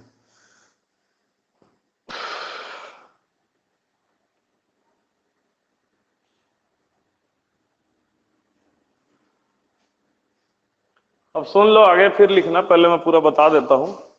देखो क्या हो रहा था, ये दोनों सर्किट को तुम लोग नोट कर लेना, E1 E2 के बीच में क्या होगा वो सब उतना इंपॉर्टेंट नहीं है, ठीक है। अब देखो क्वेश्चन क्या आएंगे, इतना डिटेल फेजर डायग्राम वगैरह नहीं आने वाला, बस ये देखो जैसे नो लोड है, पहले लोड नहीं लगा है, तो लोड नहीं लगा है तो क्या होगा कि एक फ्लक्स बनेगा, फ्लक्स बनेगा तो क्या करेगा, फ्लक्स EMF E1 और E2 और E1 देगा, यहां पर भी E2 लिख दिया हूं, यहां पर EMF बनाएगा, ये इंड्यूस EMF है। देखो इसमें और इसमें क्या अंतर है, ये जो वोल्टेज है ये कौन सा वोल्टेज है, जो मैं दिया हूं, समझे, सोर्स वोल्टेज है। और ये वाला वोल्टेज कौन सा है, जो उसमें इंड्यूस हुआ है, समझे, उस फ्लक्स के कारण से जो इंड्यूस हुआ है वो वाला EMF है। ये वाला EMF कौन सा है, ये भी इंड्यूस्ड EMF है, समझ में आ रही बात। अब पहले एक ही करंट था, मैग्नेटाइजिंग करंट, समझे, जो फ्लक्स प्रोड्यूस कर दिया। अब उसके बाद क्या होगा, बोलेगा भाई मेरे यहाँ पर लॉस हो रहा है, कौन कौन सा लॉस हो रहा है, यहाँ पर अभी फिलहाल एक लॉस हो रहा है, हिस्टैरिसीस लॉस, हिस्टैरिसीस लॉस हो रहा है, और एडी करंट लॉस हो रहा है, एडी करंट लॉस हो रहा है, और कौन सा लॉस हो रहा है, कॉपर लॉस भी हो रहा है, ठीक है। तो कई लोग बोलेंगे सर कॉपर लॉस तो नहीं होता नो लोड में, कॉपर लॉस होता है नो लोड में, लेकिन कम होता है। क्यों कम होता है, क्योंकि ये करंट कम है, IM है, ये करंट क्या होता है, ये कम होता है, इसी कारण से कॉपर लॉस बहुत कम होता है, तो हम लोग उसको नेग्लेक्ट कर देते हैं। लेकिन ऐसा नहीं है कि कॉपर लॉस नो लोड में नहीं होता, कॉपर लॉस नो लोड में होता है, समझ में आ रही बात। अब उसके बाद क्या करेंगे, लॉस को सप्लाई करने के लिए एक और करंट हम लोग ले लेते हैं, इसको बोल देते हैं वर्किंग कंपोनेंट ऑफ करंट, या लॉस कंपोनेंट ऑफ करंट कह देते हैं, ठीक है, लॉस कंपोनेंट ऑफ करंट। तो दो करंट है, एक करंट है मैग्नेटाइजिंग कंपोनेंट ऑफ करंट और एक करंट है वर्किंग कंपोनेंट ऑफ करंट। तो टोटल नो लोड करंट हो जाएगा magnetising component of current plus working component of current. लेकिन यहां पर आप डायरेक्ट एडिशन नहीं कर सकते, इसमें आपको वेक्टर लेना पड़ेगा। No load component of current क्या है? एक vector. Magnetising component of current क्या है? ये भी एक वेक्टर है। वर्किंग कंपोनेंट ऑफ करंट क्या है? वेक्टर है। लेकिन मैग्नेटाइजिंग कंपोनेंट और वर्किंग कंपोनेंट ऑफ करंट कर क्या रहा है? मैग्नेटाइजिंग कंपोनेंट ऑफ करंट क्या कर रहा है? ये कर रहा है प्रोड्यूसेस फ्लक्स। ये क्या कर रहा है? प्रोड्यूसेस फ्लक्स प्रोड्यूस कर रहा है। किसके जैसा वर्क करेगा?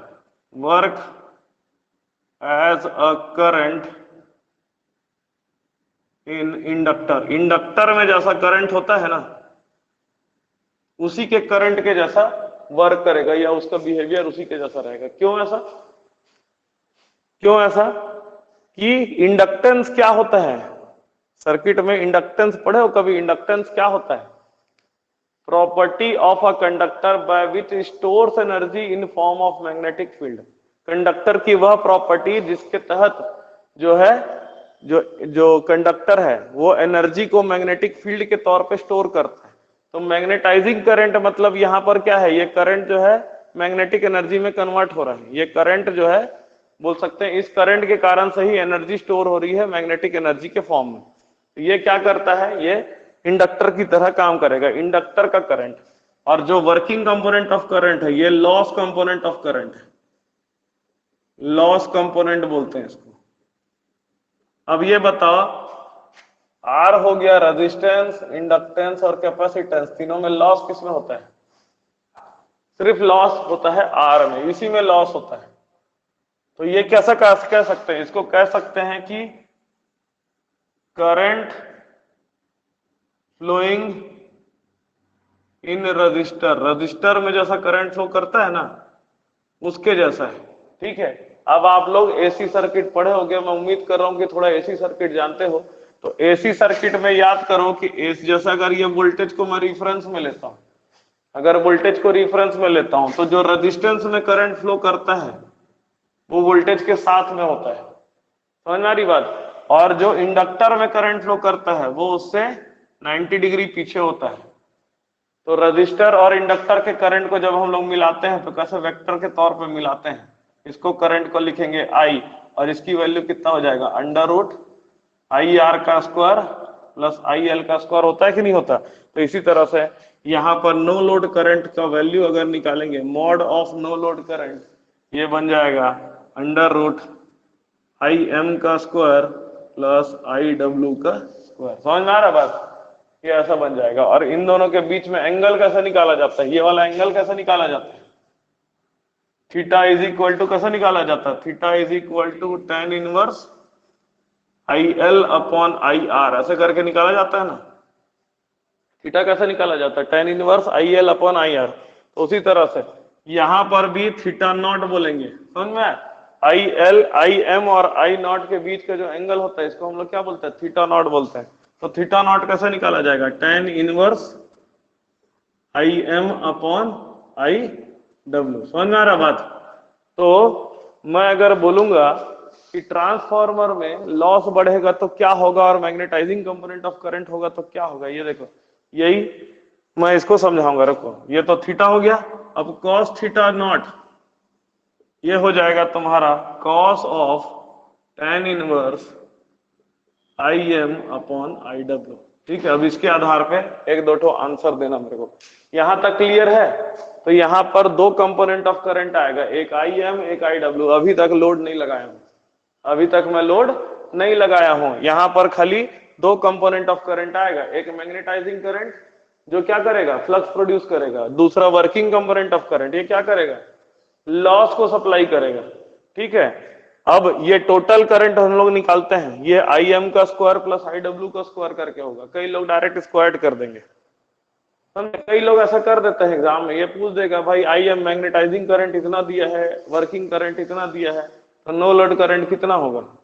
तो ऐसे निकालना है। समझ में आ रही बात? वो ऐसे डायरेक्ट नहीं दी जोड़ देना।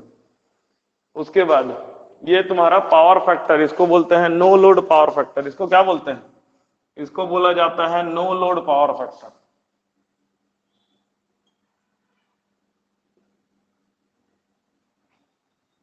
चलो नोट करो फटाफट,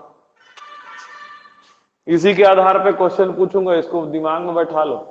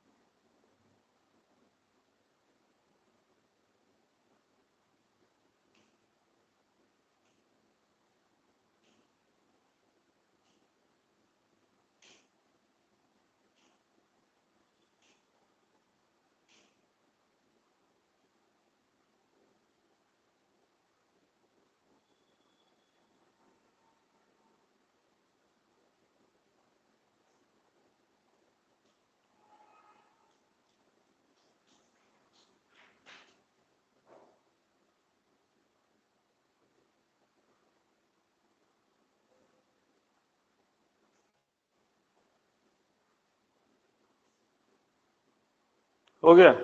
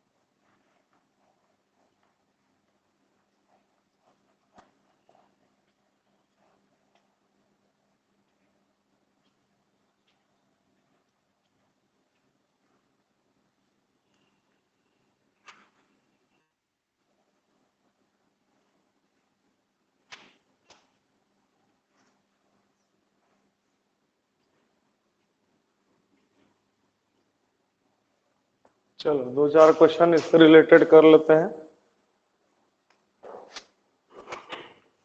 क्वेश्चन नंबर 1 इसमें, if 0.4 ampere is used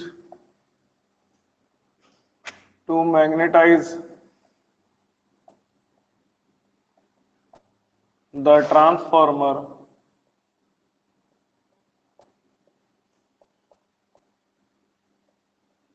and 0.3 ampere या हाँ 0.3 ampere is the loss component of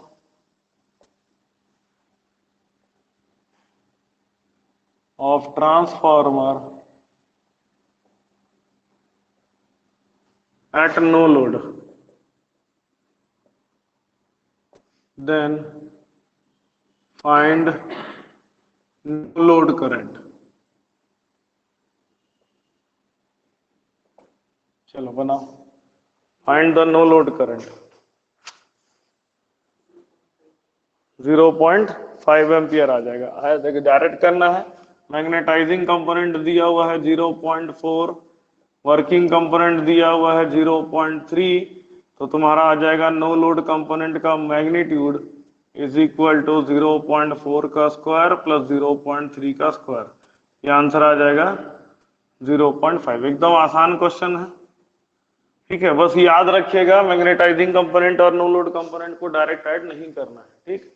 दूसरा क्वेश्चन है इसी से related, what will B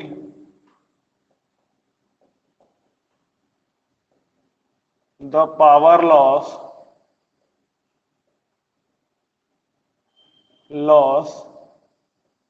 eight no load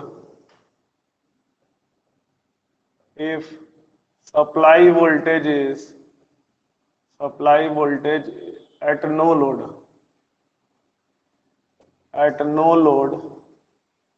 is 200 volt. Power loss कितना होगा अगर सप्लाई वोल्टेज 200 वोल्ट है, ठीक है। पावर लॉस कितना होगा अगर सप्लाई वोल्टेज 200 वोल्ट है? चलिए बताइए क्या होगा।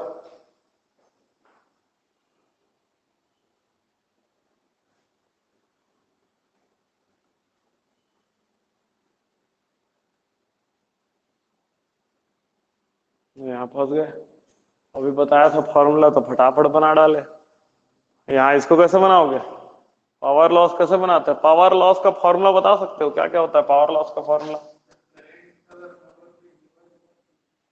करंट नो लोड पे जीरो नहीं है, ये तो है करंट नो लोड पे 0.5 एम्पियर है, इसी क्वेश्चन का पार्ट है, ठीक है। करंट नो लोड पे 0.5 एम्पियर है, तो पावर लॉस कितना होगा?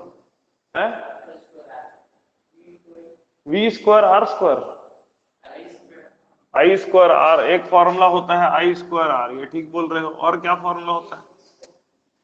वी आई कॉस फाई होता है, ठीक है। और क्या फॉर्मूला होता है? वी स्क्वायर अपॉन आर भी होता है। और कोई फॉर्मूला होता है क्या? तीन ही फॉर्मूला होता है पावर लॉस का। अब यहाँ आर तो दिया नहीं है,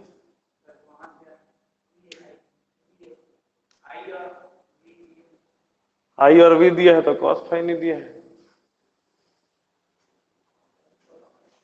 कॉस फाई यहां से निकाला जा सकता है, ठीक है। कैसे निकालेंगे? कॉस फाई नॉट क्या बताया था? Cos of tan inverse I W upon I am upon I W, यही बताया था, यही बताया था। ये डायरेक्ट भी निकाला जाता है। कॉस फाई नॉट जो हो जाएगा वो हो जाएगा I W divided by I naught आ जाएगा, समझे? आई डब्ल्यू बटे आई नॉट आ जाएगा। देखो कैसे आ जाएगा, अगर इसको हम लोग बोलेंगे ये आई एम है, ठीक है। ये वर्किंग कंपोनेंट उससे 90 डिग्री ऊपर होगा, इसका जो रिजल्टेंट होगा वो क्या हो जाएगा? ये हो जाएगा हमारा आई नॉट। दोनों का रिजल्टेंट क्या होता है? आई नॉट होता है। तो अगर हम लोग को एंगल निकालना है तो एंगल कैसे? इसका कॉस क्या होगा? ये वाला एंगल होता है एंगल फाई नॉट, इसका कॉस क्या हो जाएगा? I W divided by I not. समझ में आ रही बात? कॉस फाई क्या हो जाएगा? I W divided by I not.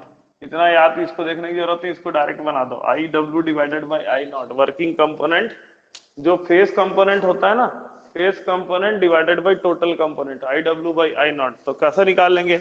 I W की वैल्यू कितना है? 0.3, और आई नॉट की वैल्यू कितना है 0.5, तो ये कितना हो जाएगा 3/5।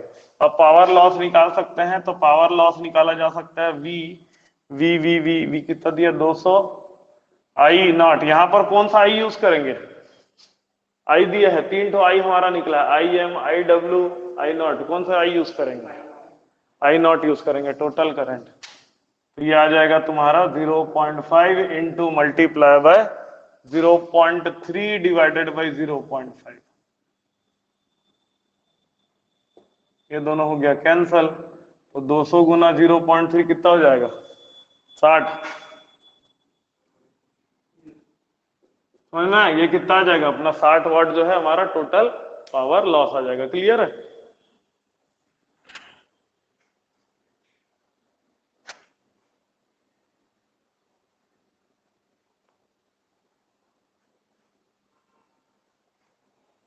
तो अब यहां से थोड़ा एक चीज ऑब्जर्व किए होगे कि पीएल अगर मैं ऐसे करके करूं, पीएल बराबर वी इंटू आई डब्ल्यू करता हूं, 200 गुना आई डब्ल्यू कितना था 0.3, कितना आएगा 60 वाट ही आएगा।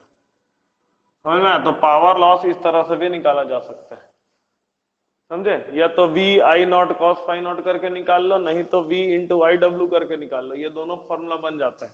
तो ये दोनों फॉर्मूला को नोट कर लेना, no load component no load की कंडीशन पे ये पावर लॉस का दो फॉर्मूला बन जाता है, power loss is equal to V into I not cos phi naught और power loss is equal to V into I naught. Clear? अब ये बताओ कि ना ये जो लॉस है वो कम होना चाहिए ज्यादा होना चाहिए? ये जो पावर लॉस है नो लोड का पावर लॉस, ये कम होना चाहिए कि ज्यादा होना चाहिए? कम होना चाहिए। पावर लॉस कम होना चाहिए, तो पावर लॉस को कम करने के लिए क्या कम होना चाहिए, आई डब्ल्यू कम होना चाहिए कि आई एम कम होना चाहिए? आई डब्ल्यू कम होगा। आई डब्ल्यू अगर कम होगा तो पावर फैक्टर कम होगा कि बढ़ेगा? कंफ्यूज हो गए? फिर से देखो एक एक करके, समझे? एक एक करके क्वेश्चन पूछते जाता हूं, लिखो लिखो, जब बता रहा हूं उसको लिखते जाओ। Power loss should be more और लेस, या नो लोड पावर लॉस लिखो, ऐसा करके लिखो, no load power loss should be more और लेस।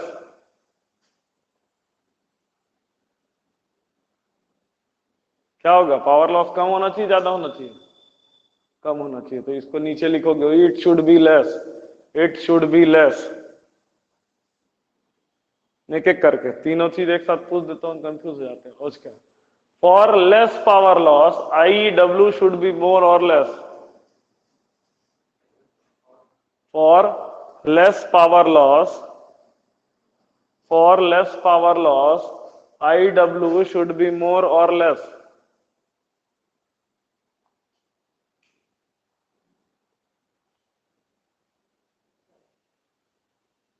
लिखो less, it should be less.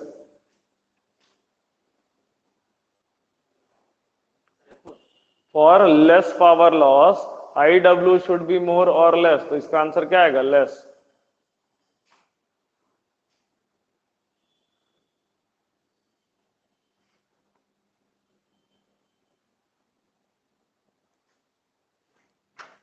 इसको नोट कर लिया हो क्या कि नहीं किया? ठीक है, चलो इसके आगे एक और लिख लो, फिर मैं बताता हूं।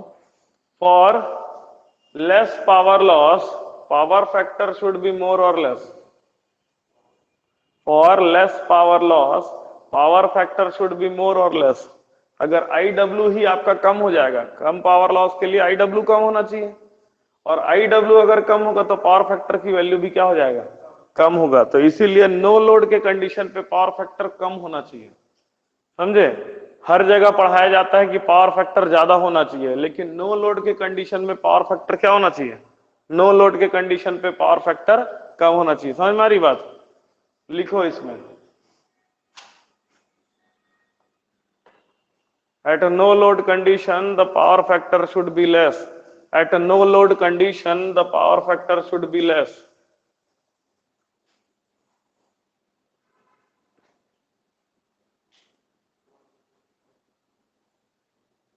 No load condition the power factor should be less. तो एक एग्जाम में क्वेश्चन आया था, ठीक है, जो एग्जाम का क्वेश्चन बता रहा हूं आपको, ठीक है, क्वेश्चन क्या था? क्वेश्चन ये था कि at no load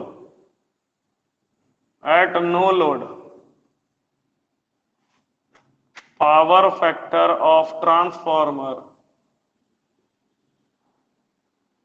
is option number A 0.2, option number B 0.5, option number C 0.8, option number D 0.6। ये दिया था 4 ऑप्शन, समझे? क्या ऑप्शन होगा बताओ?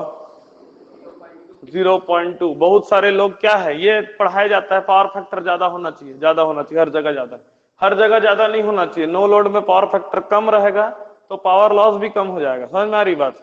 तो इसी कारण से याद रखना, नो लोड में अगर क्वेश्चन पूछता है तो नो लोड में पावर फैक्टर, चाहे ट्रांसफॉर्मर हो, चाहे इंडक्शन मशीन हो, चाहे जो हो, जो मशीन हो, नो लोड के समय उसका पावर फैक्टर ज्यादा कम होना चाहिए। फुल लोड के कंडीशन में पावर फैक्टर जितना ज्यादा रहे उतना अच्छा, समझे? लेकिन नो लोड में पावर फैक्टर क्या होना चाहिए? कम है। तो इसलिए ना जब एग्जाम दोगे तो ध्यान रखना कि क्वेश्चन में नो लोड बोल रहा है कि ऑन लोड की बात कर रहा है, समझे? दिमाग में बैठा हो, नो लोड में हमेशा पावर फैक्टर जितना कम हो, जो सबसे कम होगा उसी को ऑप्शन में लगा देना, और अगर फुल लोड में बोलेगा तो जो सबसे ज्यादा होगा उसको ऑप्शन में लगा देना। क्लियर है? इसको नोट कर लो, इसका आंसर होगा 0.2। और ये सबको नोट करो फिर। अब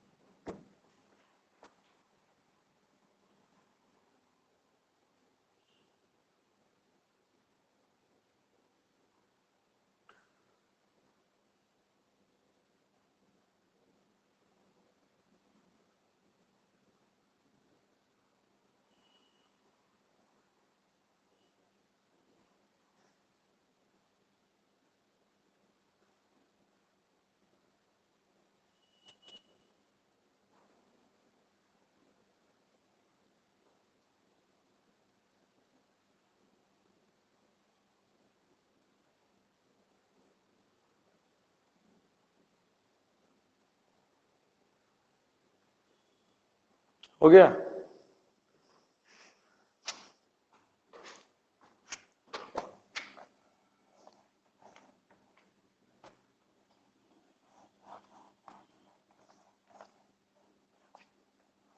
अब अगला क्वेश्चन,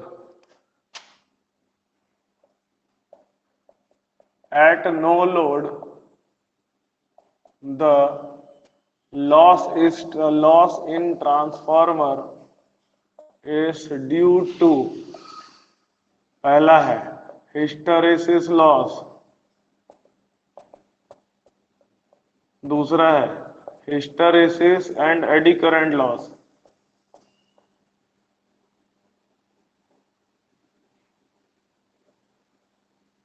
तीसरा है hysteresis plus eddy current plus copper loss, और चौथा ऑप्शन है हिस्टैरिसीस प्लस एडी करंट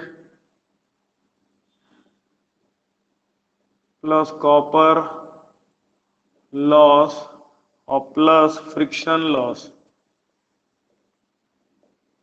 चलो बताओ क्या आंसर होगा इसका?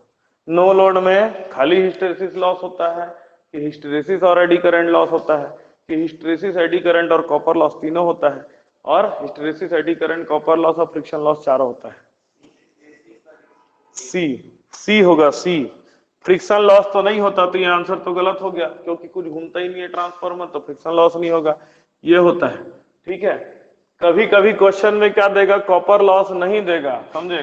तो यहाँ पर ये small amount of copper loss होता है, बहुत कम कॉपर लॉस होता है। इसलिए कभी कभी जब ऑप्शन देगा तो ये वाला ऑप्शन नहीं देगा। अगर ये वाला ऑप्शन दिए है तो सी लगाना, और ये वाला ऑप्शन नहीं दिया है तो ये लगाना, hysteresis and eddy current loss. समझ में आ रही बात? तो सभी को ये तो पता है कि हिस्टैरिसीस लॉस क्या होता है। कोई मेरे को बताएगा एडी करंट लॉस क्या होता है? एडी करंट लॉस क्या होता है? एडी करंट लॉस क्या होता है? लीकेज करंट के कारण, लीकेज करंट लॉस नहीं होता, लीकेज करंट के कारण से लॉस होता है, समझे? तो loss due to leakage current of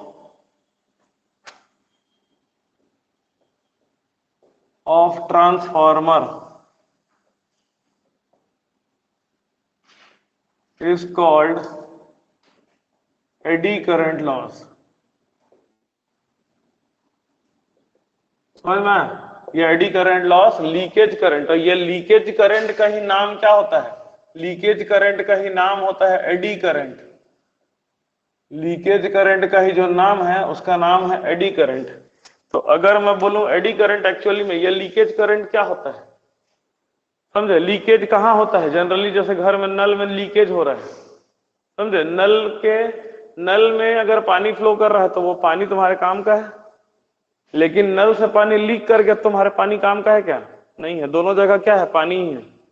लेकिन एक जो लीक कर गया उसको अपन यूज नहीं कर सकते, तो जो यूज नहीं कर सकते वही तो लॉस होता है। समझ में आ रही बात? जैसे क्या हो गया है, जैसे ये जल रहा है, ठीक है, ये जल रहा है, तो जल रहा है तो ये लाइट दे रहा है, लाइट के साथ साथ ये हीट भी दे रहा है। समझ में आ रही बात है? ये हीट भी दे रहा है कि नहीं दे रहा है? ये देखो, छुओगे तो गर्म लगेगा तुमको, बल्ब को छुओगे ना तो गर्म लगेगा। उसके बल्ब को, उसके हीट को तुम यूज करके उसके ऊपर खाना बनाते हो क्या? या उसके ऊपर ऐसा रोटी रख देंगे छोटा सा, बढ़िया खाना बना देते हैं, ऐसा तो नहीं होता ना। तो उसके हीट को तुम प्रयोग नहीं कर रहे हो, इसी कारण से वो क्या है? लॉस है। वही जैसे जो घर में हीटर होगा उसके हीट को प्रयोग करके तुम खाना बना रहे हो, तो उसका जो हीट लॉस, उसमें जो हीट निकल रही है ना, वो लॉस नहीं है। तो लॉस एक्चुअली में क्या होता है? जिस पावर को तुम प्रयोग नहीं कर पाते हो वो भी क्या है? वो पावर है।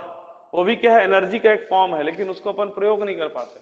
जैसे ये बल्ब है, बल्ब में जो लाइट एनर्जी निकल रही है ना, वो मेरे काम आ रही है, तो वो लॉस नहीं है। लेकिन बल्ब से जो हीट एनर्जी निकल रही है मेरे काम का नहीं है। उसी तरह से जब ट्रांसफॉर्मर हम लोग देखते हैं, ट्रांसफॉर्मर का 3 डायमेंशनल स्ट्रक्चर देखोगे तो ट्रांसफॉर्मर में ऐसा करंट फ्लो करता है। कहां पर? ट्रांसफॉर्मर की बॉडी में करंट फ्लो करता है, समझे? ट्रांसफॉर्मर की बॉडी में तुम वाइंडिंग कहां लगा के रखे हो? यहां लगा के रखे हो। तुम करंट कहां से लेते हो? वाइंडिंग से लोगे, समझे? हम लोग पावर कहां, तो उसका सप्लाई कहां से लेते हैं? वाइंडिंग से लेते हैं। इसके बॉडी में अगर कुछ करंट फ्लो कर रहा है, इसके बॉडी में अगर कुछ करंट फ्लो कर रहा है, तो वो करंट क्या है? वो करंट हीट के फॉर्म में निकल जाएगा वातावरण में, तो वो क्या है? वो पावर लॉस है। समझ में आ रही बात? इसी को बोलते हैं, जो करंट इसमें फ्लो करता है तो ये क्या होता है? पावर लॉस होता है। तो इसको बोलते हैं एडी करंट, और इस एडी करंट के कारण से जो हीट लॉस हो जाता है उसको क्या बोलते हैं? एडी करंट लॉस बोलते हैं। तो देखो, हिस्टैरिसीस लॉस और एडी करंट लॉस के ऊपर एक क्वेश्चन आता है। हिस्टैरिसीस लॉस जो होता है वो फ्रीक्वेंसी के प्रोपोर्शनल होता है। समझ में? हिस्टैरिसीस लॉस जो है फ्रीक्वेंसी के प्रोपोर्शनल होता है, और एडी करंट लॉस जो होता है वो फ्रीक्वेंसी के स्क्वायर के प्रोपोर्शनल होता है। दोनों का कंडीशन है, condition for constant flux condition. Transformer में जनरली जो होता है ना, फ्लक्स जो होता है वो कांस्टेंट होता है। कांस्टेंट फ्लक्स के कंडीशन में, कांस्टेंट फ्लक्स कब होगा? V/F रेशियो कांस्टेंट अगर होगा, अगर वोल्टेज बटे फ्रीक्वेंसी का अगर अनुपात या रेशियो जो बोलेंगे, अगर ये कांस्टेंट होगा तभी इसको कांस्टेंट फ्लक्स बोलेंगे। और जब कांस्टेंट फ्लक्स होगा तो हिस्टैरिसीस लॉस फ्रीक्वेंसी के डायरेक्टली प्रोपोर्शनल होगा। अगर आप फ्रीक्वेंसी बढ़ा देते हो, डबल कर देते हो, तो हिस्टैरिसीस लॉस भी क्या हो जाएगा? डबल हो जाएगा। और एडी करंट लॉस क्या हो जाएगा? वो हो जाएगा 4 गुना हो जाएगा। क्लियर है बात? लेकिन हिस्टैरिसीस लॉस जो होता है प्रोपोर्शनल टू V का पावर 1.6 डिवाइडेड बाई F का पावर 0.6 हो जाता है, समझे? और eddy current loss directly proportional to voltage का स्क्वायर हो जाता है। अगर for if phi is not constant, ये अगर कांस्टेंट नहीं है, फ्लक्स कांस्टेंट नहीं है, या V by F is not constant, ये अगर कांस्टेंट नहीं है, समझ में आ रही बात? तो जो हिस्टैरिसीस लॉस होता है ये V का पावर 1.6 अपॉन F का पावर 0.6 होता है। ये क्वेश्चन नहीं आएगा। क्यों नहीं आएगा? क्योंकि इसको बनाने के लिए कैलकुलेटर लगेगा, कैलकुलेटर तो वहां अलाउड नहीं है, तो ये क्वेश्चन नहीं आएगा, लेकिन ये आ सकता है। समझ में? जब V बाई एफ कॉन्स्टेंट नहीं है, जब V बाई एफ कॉन्स्टेंट नहीं है तो एडी करंट लॉस फ्रीक्वेंसी पर डिपेंड ही नहीं करता है, एडी करंट लॉस फ्रीक्वेंसी पे डिपेंड ही नहीं करता है इस कंडीशन पे, वो सीधा सीधा वोल्टेज पे डिपेंड करता है। समझ में? तो इन ये 4 फॉर्मूला में से अभी मैं 2-3 क्वेश्चन बना के बताता हूँ, ठीक है? इसको नोट करिए, 2-3 क्वेश्चन अपन इससे करेंगे, फिर उसके बाद जो है ऑन लोड कंडीशन में जाएंगे। कोई भी दिक्कत है अभी तक किसी को भी?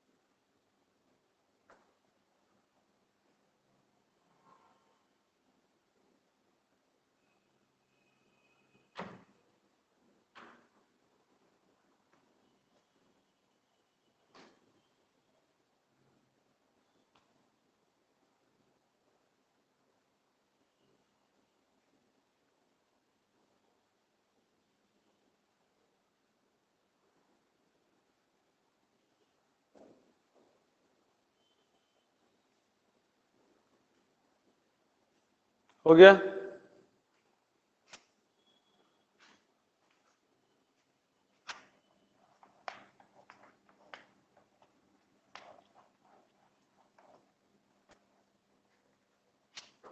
क्वेश्चन है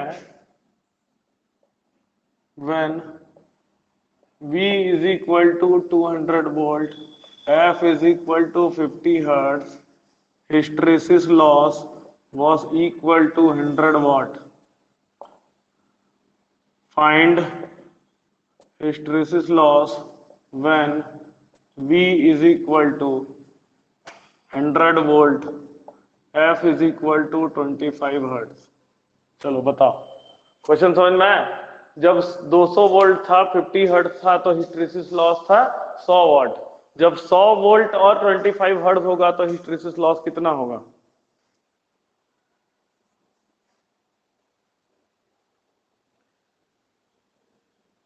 तो ऐसा क्वेश्चन आएगा ना, तो पहला काम क्या करना है आप लोग को, सभी को पहला काम चेक करना है V बटे F का रेशियो। पहले V कितना था? 200, F कितना था? 50, V बाई F निकालोगे तो कितना आ जाएगा? 4 आएगा।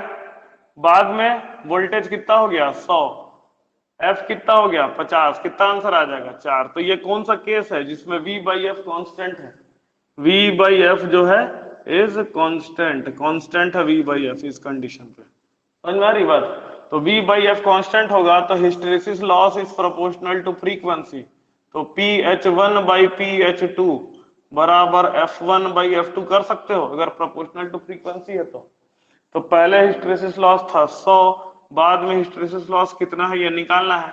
पहले फ्रीक्वेंसी था 50, बाद में फ्रीक्वेंसी हो गया 25, तो हिस्टैरिसीस लॉस की वैल्यू आ जाएगी 50 वाट। आया समझ में? इस क्वेश्चन को बनाने के लिए यही टेक्निक याद रखना, पहले हमेशा चेक करना है कि V बाई एफ कॉन्स्टेंट है कि नहीं है। जब V बाई एफ कॉन्स्टेंट होगा तभी ये टेक्निक यूज कर सकते हैं, अगर V बाई एफ कॉन्स्टेंट नहीं होगा तो ये टेक्निक को यूज नहीं कर सकते। समझ में आ रही बात? नोट करो, इसके आगे का भी करवा देता हूं।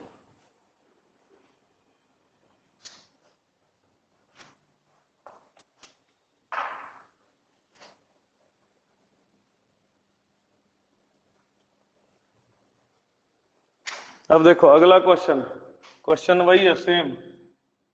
क्वेश्चन क्या है, जब V की वैल्यू 200 थी, F की वैल्यू 50 थी, तो एडी करंट लॉस की वैल्यू कितना है 100 वॉट। तो जब V का वैल्यू 100 हो गया, फ्रीक्वेंसी की वैल्यू 25 हो गया, तो एडी करंट लॉस कितना होगा। अभी हिस्टैरिसीस लॉस का क्वेश्चन पूछा था, अब वही क्वेश्चन है एडी करंट लॉस के लिए। समझ में आ रही बात, एडी करंट लॉस के लिए कहीं भी कोई प्रॉब्लम आएगा तो तुरंत पूछना, तुरंत पूछना।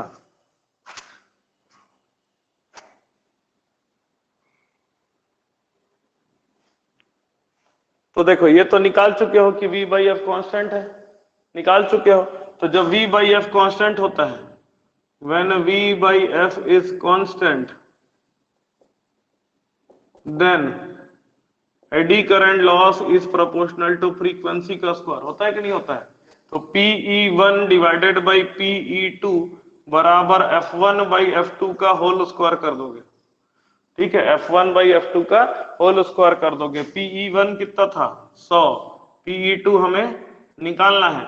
F1 की वैल्यू कितना है 50, F2 कितना है 25, इसका स्क्वायर करना है। तो Pe2 अगर निकालोगे तो 100/4 आएगा, आंसर आ जाएगा 25 वॉट। समझ में आ रहा बात, क्लियर है अच्छे से। एक बार और बता दो, देखो क्या बोल रहा हूं मैं कि इस तरह का क्वेश्चन आएगा ना, तो इसमें सबसे पहले क्या करोगे, V बाई एफ को चेक करोगे। यहां पर भी V बाई एफ इसी के जैसा है, तो V बाई एफ कॉन्स्टेंट है। तो जब V बाई एफ कॉन्स्टेंट रहता है तो एडी करंट लॉस किसके प्रोपोर्शनल होता है, फ्रीक्वेंसी के स्क्वायर के प्रोपोर्शनल होता है। तो Pe1 बाई Pe2 बराबर F1 बाई F2 का स्क्वायर लिख सकते हैं। F1 कितना है 50, F2 कितना है 25, इसको सॉल्व करोगे तो 2 आएगा, और 2 का स्क्वायर कितना होता है 4। तो 100 डिवाइडेड बाई 4 हमारा Pe2 आ जाएगा। तो Pe2 का वैल्यू इस तरह से कितना आया 25 वॉट। क्लियर है।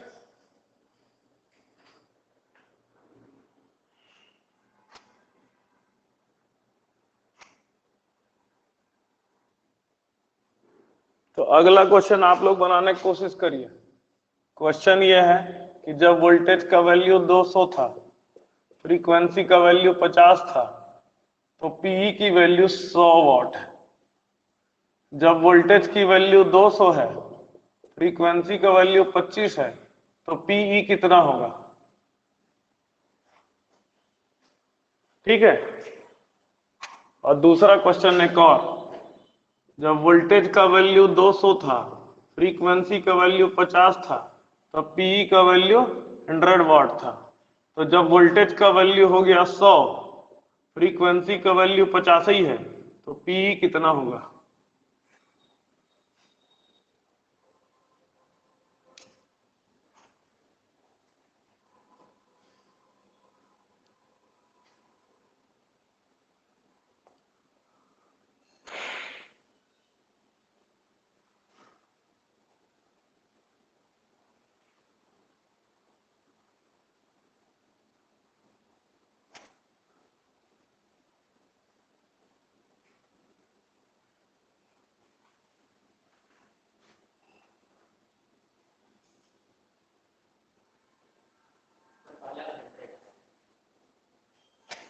पहले का 100 आएगा। ठीक है, सही आंसर है।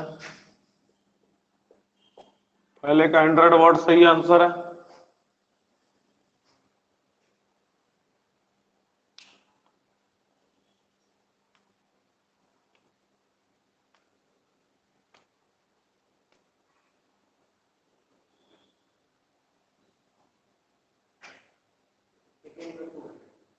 गलत, सेकंड का गलत।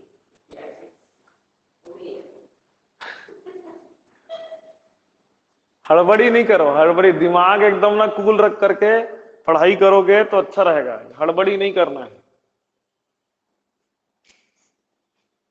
समझे। जो पढ़ रहे हो एकदम अच्छे से होना चाहिए, दिमाग में बैठ जाए तभी आगे चीज को पढ़ो। ठीक है। सोचो अच्छे से, क्या बताया हूं मैं? 4 चीज बताया हूं, देखना ध्यान देना।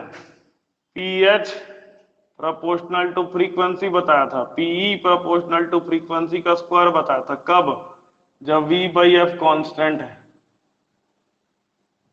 जब V बाई एफ कॉन्स्टेंट है, ठीक है। और पीएच प्रोपोर्शनल टू V का पावर 1.6 डिवाइडेड बाई एफ का पावर 0.6, और पीई प्रोपोर्शनल टू V का स्क्वायर, कब? जब V बाई एफ कॉन्स्टेंट नहीं है।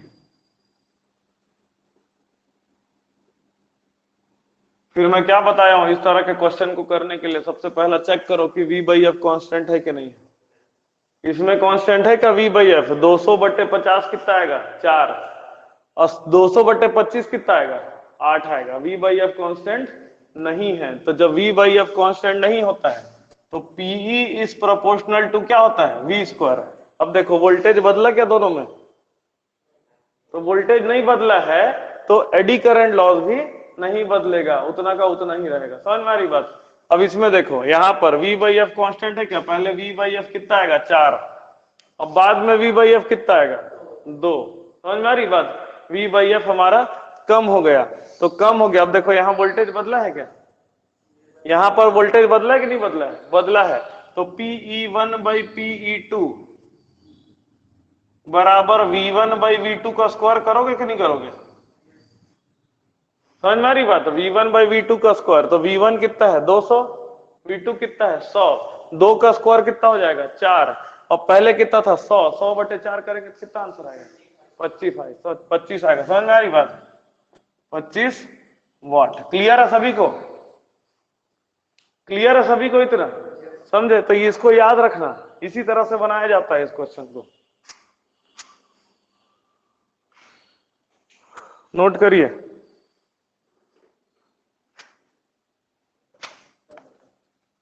इधर वाला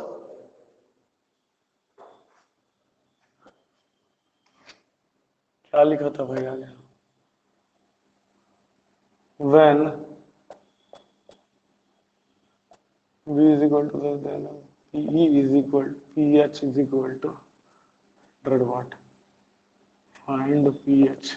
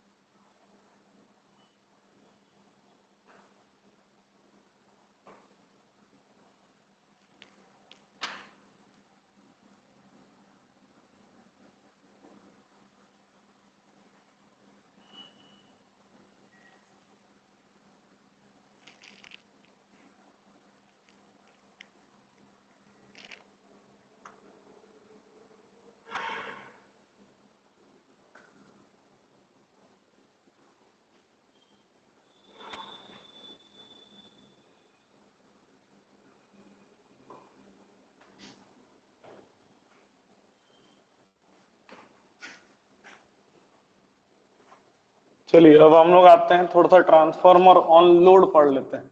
लोड लगने के बाद क्या होता है ट्रांसफार्मर के साथ?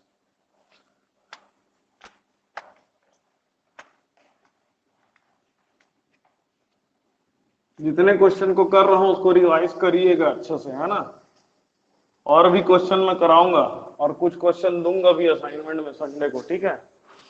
देखिए क्या है कि ट्रांसफार्मर ऑन लोड, अब लोड लगने के बाद क्या होता है, तो जब लोड नहीं लगा था तब क्या था कि ट्रांसफार्मर के प्राइमरी वाइंडिंग से दो करंट फ्लो करता था। एक करंट होता था IW और एक करंट होता था IM। ये दोनों करंट क्या क्या काम करते हैं याद रखना। IW का काम क्या है, लॉस को प्रोवाइड करना। IM का काम क्या है, फ्लक्स प्रोड्यूस करना, ठीक है। उसके बाद सप्लाई से ये कनेक्ट रहता था, यहाँ पर साइनसोइडल सप्लाई देना पड़ता था। प्राइमरी और सेकेंडरी वाइंडिंग में EMF इंड्यूस हो जाता था। प्राइमरी और सेकेंडरी वाइंडिंग में EMF इंड्यूस हो जाता था। इसका EMF E2, इसका EMF E1 कह देते हैं, ठीक है। इसका EMF E1। अब जैसे पहले लोड नहीं लगा रहता था तो यहाँ पर करंट तो कुछ होता नहीं था, तो ये जो फ्लक्स है ना इसमें ट्रांसफार्मर में, ये फ्लक्स को कोई प्रभाव नहीं डालता था वो, समझे। ये फ्लक्स को कोई प्रभाव नहीं डालता था। ये वाला फ्लक्स को मैं लिख देता हूं मेन फ्लक्स, M मतलब समझ लेना मेन फ्लक्स। अब बाद में मैं इसमें लोड लगा दिया, तो लोड कितने प्रकार का होता है ये भी याद रखना। लोड 3 प्रकार का होता है। एक होता है रेजिस्टिव लोड, समझे। तीनों लोड का अंतर क्या है, जैसे इसका वोल्टेज मान लो V2 आता है, लोड में जितना वोल्टेज आता है वो कितना है V2। तो रेजिस्टिव लोड क्या होगा, रेजिस्टिव लोड ये होता है कि V2 और I2 के बीच में फेज एंगल 0 होता है, रेजिस्टिव लोड। दूसरा होता है, मतलब इसको बोलेंगे कि पावर फैक्टर इसमें 1 होता है। पावर फैक्टर की वैल्यू होती है 1। लोड पावर फैक्टर की वैल्यू क्या होती है, 1 होती है। उसके बाद दूसरा तरह का लोड लगाया जा सकता है जिसको बोलते हैं अपन इंडक्टिव लोड। इंडक्टिव लोड का मतलब क्या होता है, इंडक्टिव लोड का मतलब होता है R और L का कॉम्बिनेशन। इंडक्टिव लोड का मतलब होता है R और L का कॉम्बिनेशन। ये मत समझ लेना खाली इंडक्टर लगा हुआ है। तो इंडक्टिव लोड में पावर फैक्टर क्या होता है, power factor is less than 1, और इसमें पावर फैक्टर लैगिंग होता है। लैगिंग का मतलब होता है कि पावर जो करंट है वो वोल्टेज से लैग कर रहा है, पीछे है, ठीक है। और तीसरा तरह का लोड होता है जिसको बोलते हैं कैपेसिटिव लोड। 3 तरह का लोड होता है। तो इसमें कैपेसिटिव लोड में R और C का कॉम्बिनेशन होता है। यहां पर भी पावर फैक्टर की वैल्यू लेस देन 1 होता है, बट लीडिंग होता है, समझ में, लीडिंग होता है। तो 3 तरह का लोड लग सकता है। तो जो भी लोड लगेगा इसके कारण से कुछ करंट फ्लो करेगा, I2 करंट फ्लो करेगा। जैसे ही करंट फ्लो करने लग गया, ये करंट फ्लो करने लग गया, तो ये अपना खुद का एक फ्लक्स बना देगा उसके अपोजिट डायरेक्शन में। समझ में आ रही बात, खुद का एक फ्लक्स बना देगा अपोजिट डायरेक्शन में। तो खुद का फ्लक्स जैसे ही बनाएगा तो टोटल फ्लक्स क्या हो जाएगा, पहले एक फ्लक्स था नीचे की तरफ, उसको अपोज करने के लिए दूसरा फ्लक्स आ गया, टोटल फ्लक्स क्या हो जाएगा, कम हो जाएगा। तो टोटल फ्लक्स अगर कम होगा तो क्या EMF भी कम हो जाता है, समझे। क्योंकि EMF का फॉर्मूला आप लोग पढ़े होंगे ट्रांसफार्मर में, EMF का फॉर्मूला 4.44 F⁵m × N होता है।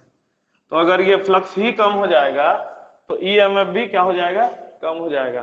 तो ये EMF भी कम होगा, ये EMF भी कम होगा। तो ये EMF कम होने के कारण से इसमें और करंट फ्लो करने लगता है। इस करंट को अपन कहते हैं I2 डैश, समझ में आ रहा है। इसके कारण से, I2 के कारण से इधर का करंट बढ़ जाता है। तो इधर का करंट जितना बढ़ा, इसके कारण से इधर में जितना एक्स्ट्रा करंट आया उसको क्या कहेंगे, I2 डैश करेंगे। क्या कहेंगे, I2 डैश कहेंगे। तो यहाँ का टोटल करंट कितना हो जाएगा, प्राइमरी साइड का टोटल करंट हो जाएगा I2 dash plus IW plus IM, ये तीनों का वेक्टर कॉम्बिनेशन होगा। समझ में आ रही बात। अब क्या होगा, इसके कारण से ये I2 डैश क्या करेगा, और फ्लक्स बनाएगा। और कब तक बनाएगा, जब तक पहले जितना ना हो जाए। समझ में आ रही बात, तब तक बनाएगा जब तक पहले जितना ना हो जाए। क्लियर है बात। तो इसको बोलते हैं, ये हमारा लोड में इस तरह से होता है। इसलिए जब बोलते हैं कि सर लोड आ जाने के कारण से ट्रांसफार्मर का करंट क्यों बढ़ जाता है, क्योंकि ये जो लोड है ना, ये करंट एक फ्लक्स बनाएगा। ये फ्लक्स क्या करता है, ओवरऑल वोल्टेज को कम कर देता है, E1 को भी कम करेगा, E2 को भी कम करता है। तो ट्रांसफार्मर अपनी पहली स्थिति पाने के लिए और करंट खींचता है, और करंट खींचता है, और करंट खींचता है। तो क्या होगा कि टोटल करंट क्या हो जाता है, बढ़ जाता है। तो ये जो है ना ये बहुत ज्यादा होता है, समझे, ये जो होता है ना ये बहुत ज्यादा होता है, इन दोनों के कंपैरिजन में ये बहुत ज्यादा होता है, समझे। अगर मान लो कि 100 में से ये दोनों मिलाकर के 5 है तो ये 95 होगा, समझ में आ रहा है, इतना ज्यादा होता है। ये किसके ऊपर डिपेंड करता है, टोटली लोड के ऊपर डिपेंड करता है, जितना लोड लगाओगे उतना I2 डैश बढ़ते जाएगा। इसलिए नो लोड के कंडीशन में अगर देखोगे तो ट्रांसफार्मर की प्राइमरी में एकदम कम करंट होता है, समझे। कब कॉलेज में कभी परफॉर्म किया हो, कोई नो लोड टेस्ट को परफॉर्म किया हो, कितना करंट फ्लो करता है? 1 kVA के ट्रांसफार्मर में नो लोड करंट कितना होगा, अराउंड अंदाजा? 1 kVA के ट्रांसफार्मर में नो लोड करंट कितना होगा? ज्यादा से ज्यादा 1 एम्पियर, ज्यादा से ज्यादा 1 एम्पियर, समझ में आया? उससे ज्यादा नहीं होगा, बहुत कम होता है। फुल वोल्टेज दो दोगे ना तो भी उतना ही करंट होता है, लोड लगने के बाद वही करंट बहुत ज्यादा हो जाता है, समझ में आ रही बात? तो अब नो लोड से ऑन लोड आने में क्या क्या अंतर हो जाता है? तो from no load to full load, याद रखना इसको, नो लोड से फुल लोड जाते हैं हम लोग, तो क्या क्या अंतर आता है? देखो, सबसे पहला चीज है primary current increases, primary current increases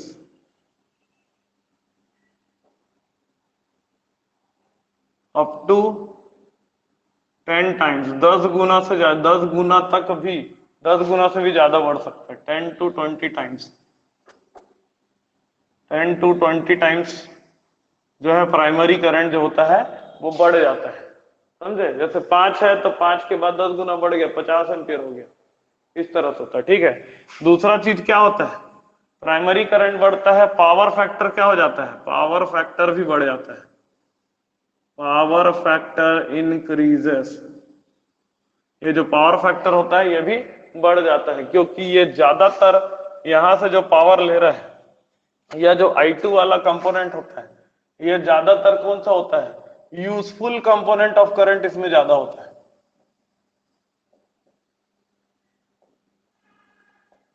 current का यूजफुल कंपोनेंट जो है ना, जो काम का कंपोनेंट है वो ज्यादा बढ़ जाता है, समझ में आ रहा है। ये यूजफुल बोल रहा हूं, इसको लॉस कंपोनेंट बोल रहा हूं, क्योंकि ये जो IW है ना ये लॉस करवा देता है, लेकिन यहाँ का जो करंट होगा ना वो फायदा हमारा, सब जगह बिजली बिजली, सब जगह जितना भी पंखा पंखा चलेगा वैसे ही चलेगा, है ना। तो यूजफुल कंपोनेंट बहुत बढ़ जाता है, इसलिए पावर फैक्टर की वैल्यू क्या हो जाती है, पावर फैक्टर की वैल्यू बढ़ जाती है।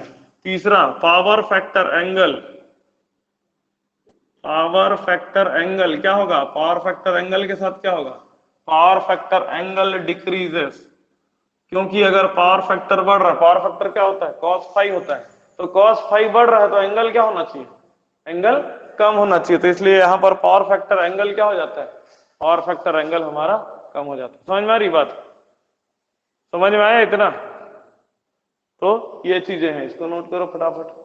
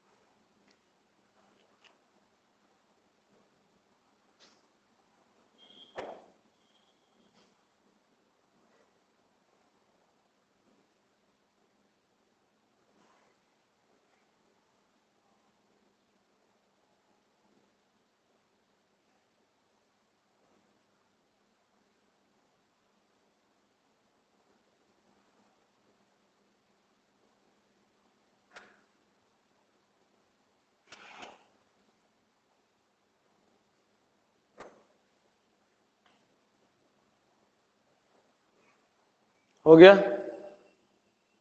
तो देखो ये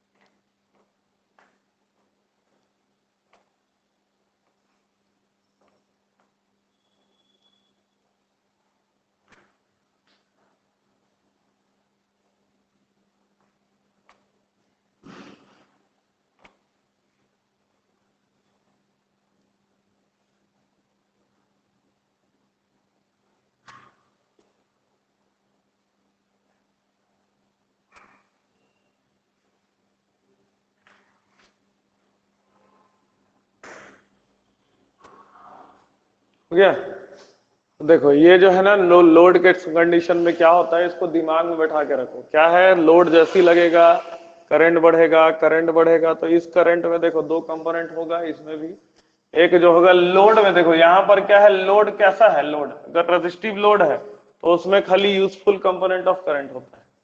रेजिस्टिव लोड में सिर्फ यूजफुल कंपोनेंट ऑफ करंट होता है, ठीक।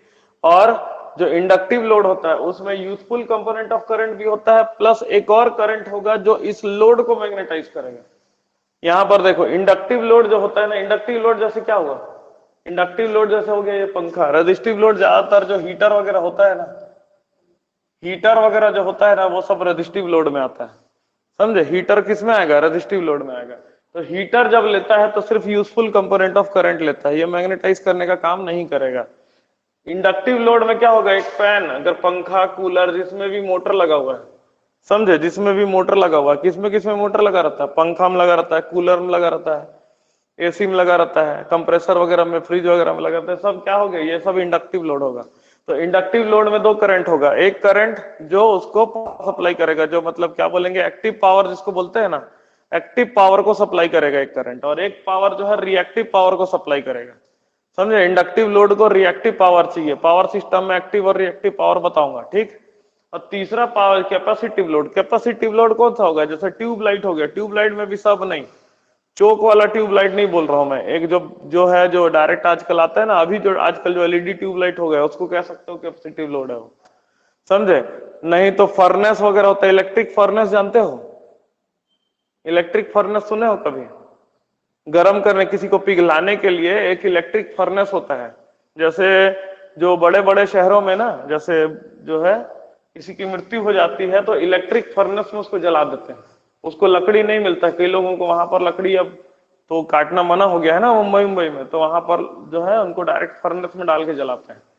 तो वो फर्नेस क्या होता है, बिजली का रहता है, उसके अंदर आग पकड़ लेता है। तो इलेक्ट्रिक फर्नेस जो भी होगा वो भी कैपेसिटिव लोड की तरह काम करता है, समझ में आया। तो ये क्या करेगा, ये जो है यूजफुल कंपोनेंट को लेगा, प्लस साथ साथ रिएक्टिव पावर को सप्लाई करता है, समझे। तो इसका, तो ये तीनों का प्रभाव पड़ता है इसके वोल्टेज रेगुलेशन में। एक वोल्टेज रेगुलेशन में कल पढ़ाऊंगा, उसमें बताऊंगा कि वोल्टेज रेगुलेशन क्या होता है और ये तीनों लोड से क्या क्या प्रभाव पड़ता है वोल्टेज रेगुलेशन में, इसको बताऊंगा। क्लियर है बात।